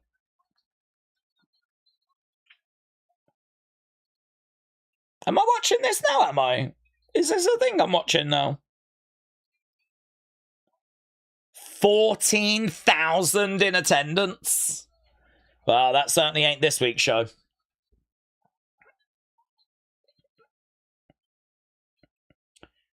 This might be worth a video, mightn't it? Like, looking back at the first Dynamite. People have probably done it. What a great time to be a fan. We did this as well. There'll be a watch-along of us watching this. I don't remember it. 7 years ago, this year.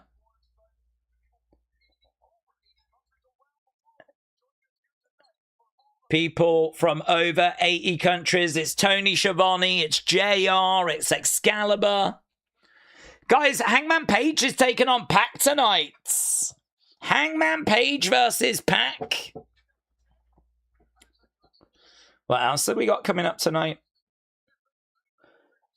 Rio takes on Nyla Rose. Rio against Nyla Rose goes down tonight on this debut episodes. I think this is the debut episode. Young Bucks and Kenny Omega takes on Chris Jericho, Santana and Ortiz. So are those the mystery partners, Santana and Ortiz? Hey, do you remember when they were together? I always thought Ortiz was the more charismatic, actually, but I've really enjoyed Mike Santana. Oh my God, Cody! Cody running with Pharaoh. We got a Cody Rhodes video package now. Oh my God, this is so weird. This is so jarring. Sammy Guevara.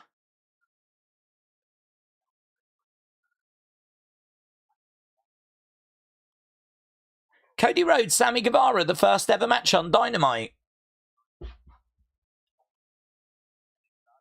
Oh my God, Cody without the big tattoo? We're going to be the first match on TNT in almost 20 years.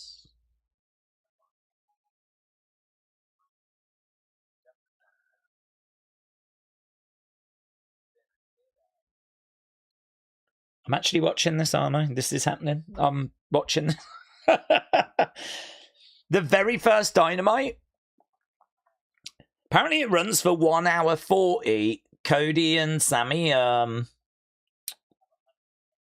the opening contest. Garner have scored with just 2 minutes left. Oh, I don't even know if that's a good thing. I don't know. Is that a good thing? I don't know.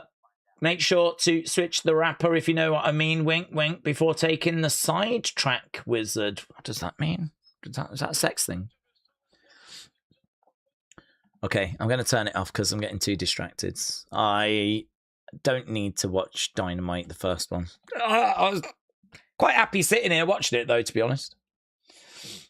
It definitely feels like someone should go back and do a retrospective on it, if no one has. Right. Daze, I can't imagine WWE is thrilled that Fox is having AEW share Tubi with them. No, probably not. Probably not. Is this a new edition? I don't know. I don't remember seeing it historically, so I don't know when it's been added. It's got 3 seasons on there of Dynamite. So, I mean, there's a lot of episodes if anyone wants to catch up with it. Ludwig's Mask is at 40,000 with 8 days remaining. How much do we think it'll go for? I don't know. It's already busted my prediction. I was saying about 3 to 5, because I was thinking it's AAA. Yeah, it got a lot of buzz, but how many people are going to actually bid money for it? I mean, it's mental to me because I look at like signed cards and things like that, you know. I mean, I've seen a Vince McMahon card that was signed go for a couple of thousand. So I'm thinking match-worn mask will probably go for more. So, yeah, 5,000. In no realm would I have said 40,000. Absolutely no. No. I could have had a million guesses and I would never have got to that. $40,000. I mean, it's insane. Absolutely insane. So it'll be very interesting to see what it ends up going for. I think it'll probably stick at 40 for a while now. I think there's been a clamour at the start as it's become available, and now it'll probably just, you know, tick over and then there'll be a flurry at the end. So I couldn't even tell you. I have absolutely no idea. My prediction has already been busted. AB said, Daze is watching the first episode of AEW and I'm still on Evolve. I'm happy that the African teams are showing up and showing out this year. Their fans are alive with joy. Well, a goal in the 95th minute. I mean, that is big for Ghana because whoever won that game stands a good chance of going through. Whoever lost is obviously going to struggle. Ghana getting the goal against Panama, 1-0. It means that they're looking pretty good for that third place. I don't think Ghana's going to beat Croatia. I'm hoping England get the win, obviously. So this could be a big result for Ghana. Ghana getting a goal right at the end. And hearts broken for Panama. I mean, from what you lot are saying, there's probably not really enough time for them to get back into the game. Yeah, looking at it now, 1-0 and we're into like the 99th minute. So, oof. Scenes. I bet it's limbs. I bet it's absolute limbs. So, very good. And in less than an hour, we've got Colombia.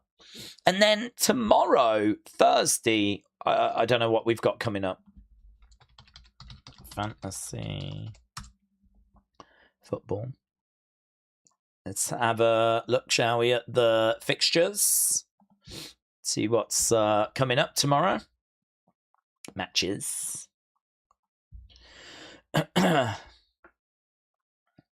So we've got Colombia, Uzbekistan. That's at 3. Tomorrow we have got South Africa, Chechnya. Switzerland, Bosnia. The big one, though, the main event, Canada against Qatar. So Canada step up again for the second time. And I was talking to Uncle Revel about that. Need to get the win there. Canada, Sonny, you need to get the win as you're going up against Qatar. Then we've got Mexico taking on Korea. And then Friday is USA. Oh, just as we start our SmackDown stream, Scotland start their game against Morocco. So USA play before SmackDown. That's good. But Scotland play during the start of our stream. So lots to look forward to tomorrow. We've got Mexico. We've got Canada. Friday, we've got Brazil, we've got USA, we've got Scotland. On Saturday, we've got Germany, we've got the Netherlands, Ecuador. They're taking on Curacao, so that should be Ecuador getting up and running. Sunday, we got Spain, we've got Cape Verde. Everyone loves Cape Verde now. Everyone loves that goalkeeper now. He went from having a few thousand followers to like 7 million. After drawing 0-0 with Spain. So Spain have got to get up and running against Saudi Arabia. Cape Verde, everyone's going to tune in to see if that goalkeeper can be put in another heroic performance. Japan are in action as well. They're always fun to watch. Oh, it's a great weekend, man. It's non-stop football, and it's just so much fun. Loving it. Loving the World Cup. Always loved the World Cup, but this World Cup is... really good. And there we go. Ghana have secured the victory. The game has come to an end. So congratulations to Ghana. They beat Panama in Toronto. This played in Canada, actually. They win 1-0. Days with SmackDown going back to 2 hours. I do worry about that lack of TV time. And there'll be more talent in catering. Do you remember last year we were getting like 6-minute matches and rushed segments? Well, this, they did it last year. Hopefully they learnt some lessons from last year. And yeah, I mean, it's going to happen, but this is why I'm not worried about it. Because what can you do about it? You know, if you're WWE and you've just had 3-hour TV time and you know that it goes down to 2 hours, you know, what do you do about it?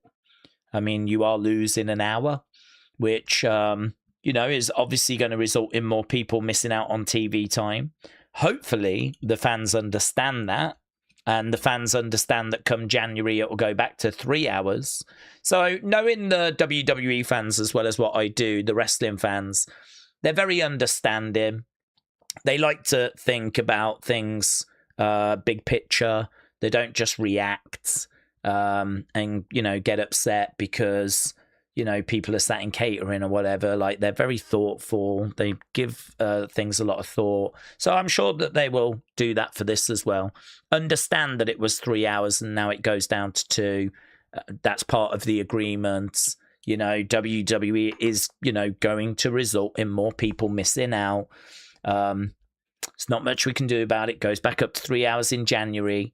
We need to look at rotation, maybe use, NXT a bit more, maybe use AAA a bit more, do what we can, but it's a situation that needs managing. It needs understanding. And thankfully, we've got the positive community that we've got in wrestling, and I'm sure it's going to be fine. I'm sure it's all going to go well, and you won't see too many complaints online. Zaya said USA and Ghana are on 3 points. Panama, Croatia in the bottom 2. Obviously, top 2 go to the knockouts, but we're still top through goal difference. Well, look, it's only the first round of games. First round of games just sort of sets the table. If you picked up a win, I think you are 88% chance of going through. Scotland won, and so apparently they were saying that the supercomputer that works these things out says they've got an 88% chance of going through, even if it's in third place. I think 4 points guarantees that you go through. 3 points means that you're very likely to go through. So, if you lost that first game, you've got to find a win in the next 2 games, definitely. Got to find a win.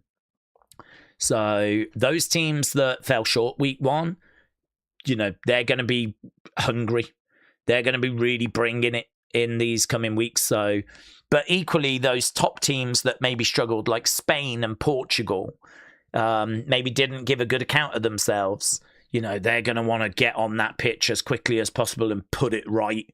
So it's very interesting, the World Cup with these group stages, because everyone's had a go now. Some people are going to be happy. Some people are going to be sad, but there's still plenty of time to turn it around. And because third place teams can go through, there's still plenty to play for, So we're about to start the second round of group games now. That actually all kicks off tomorrow at 5 o'clock, the second round of group games. So tomorrow at 5 o'clock is when things get going again. We've just got one more game left in this first round. So poor Colombia and Uzbekistan have had to wait the longest out of everyone to take the stage, but they'll be taking the stage in less than an hour. And then, as we said, from 5 o'clock UK time, midday tomorrow in America, we start with South Africa, Chechnya for that second round of games. It's going to be good. Andy, hello. Daze, when would we say the recent era that was so great started and finished? Maybe SummerSlam 22 to Mania 40? Yeah. I think you could make an argument that it's the moment that Roman looks over and Heyman is there. I think it's a little bit like the Attitude Era, where some people might say it was the Montreal Screwjob, where it really got going and that really brought Vince in as a character, the whole Brett screwed Brett thing, and Brett getting screwed going to WCW, and that being a big moment. But some people would say that's the moment actually that WWE come back into it. Really, Hogan turning is a key part. Hogan being the third man. Some people would point to Stone Cold and the 316 speech. So there's a bit of a debate around, is it the first Nitro that kickstarts the Monday Night War? Is that the start of the Attitude Era? Or is that the start of the Monday Night War? Are they two separate things? Blah, blah, blah, right? And I think it's very similar. I think your SummerSlam 2022 makes a lot of sense because I think that's the first PLE that Triple H is in charge of. And I think that's a bit of a changing of the guards. I mean, it's where we get Damage Control coming in. It's where, you know, Brock's coming down and tipping the ring up. And it definitely feels a bit different. It definitely feels quite exciting. There's summer in the air as we're kind of going into this brand new world. But I don't know, would you make the argument that Bloodline was already well established by that point? You know, we'd done a lot of 2022 by the time you get to SummerSlam, and you can go back to 2021 because, you know, Roman joins up with Paul Heyman, doesn't he, at the end of 2020? So I think for me, the real beginning is Roman coming back. Was it SummerSlam? I think you could say that Fiend and Braun Strowman, that being interrupted by Roman, and then it leading to, you know, him being back, him signing up with Heyman. I don't think you can tell the story without including that bit. And then from there, it kind of, you know, grows. We're still in the Thunderdome, so it's not really kicking off like it would. We're doing a bit of stuff with Roman and Jay, but I think we do, even in the Thunderdome, have the Wild Samoans kind of putting the Ula Fala over Roman. That feels a significant moment. With, you know, the Wild Samoans obviously no longer with us, so the fact we were able to kind of have them on that stage and do that with Roman, I think that really adds a lot of gravitas to the story. I think you're right. I think we shift gear at SummerSlam 2022. But I think you can even map it back a bit before. In regards to when it ends, yeah. Again, you can make the argument that there are aftershocks after 40. But I feel pretty good 40 is where it comes to an end. Because I think what we do after that is we invest in Cody. We invest in Solo. I don't think it works. I think that that is the pinnacle. And I think everything after that has been, you know, a downward slope. You can make the argument that we moved to a different phase, which is just Bloodline, but I don't think it was as good. And really, we're doing the Netflix premiere where it's the tribal combat thing, Roman and Solo, and it's just not the same. Yeah, I would agree with WrestleMania 40. Now, I wouldn't disagree with the SummerSlam shout, but I think if it was a conversation piece, I think you probably have to mention the start of the Bloodline and go back a little bit before. But yeah, I think you're definitely in the right area with that.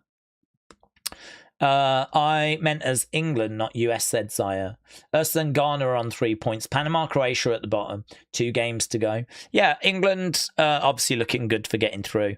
So, I mean, you can't count your chickens before they hatch. But if Scotland getting 3 points against Haiti means they've got an 88% chance of going through, I've got to think England should be able to win over Panama, right? You can't just, nothing's a given, but we've played Panama before and beat them 6-0. England are one of the favourites. They beat Costa Rica 3-0 in a warm-up game. They've been training and putting work in, you know, since that. For me, like, we should be beating Panama.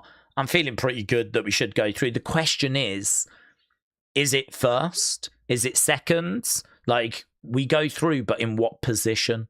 And actually, today's win over Croatia is big because not only does it potentially secure us going through, but it might give us first place as well. So, yeah, good. Very good. I'm very pleased as an England fan, but it's more relief than anything else. Right, I need to go anyway because I can hear the dog barking. So, goods. I really enjoyed this stream. I hope you did as well. I thought we had some good chats. Obviously, a lot of World Cup stuff, which I know not everyone's going to be interested in, but there was a lot of wrestling. I thought the pace of the show was so good. So, yeah, lots of good stuff there. Appreciate people joining us. We're going to be back tomorrow with the members stream, back tomorrow with the Wrestling Escape Pods. I'll do an unseen for tonight. And, of course, got a massive SmackDown coming up as well. The championship on the line. Cody Rhodes, Gunther. Sammy is the special guest ref. Lots going on.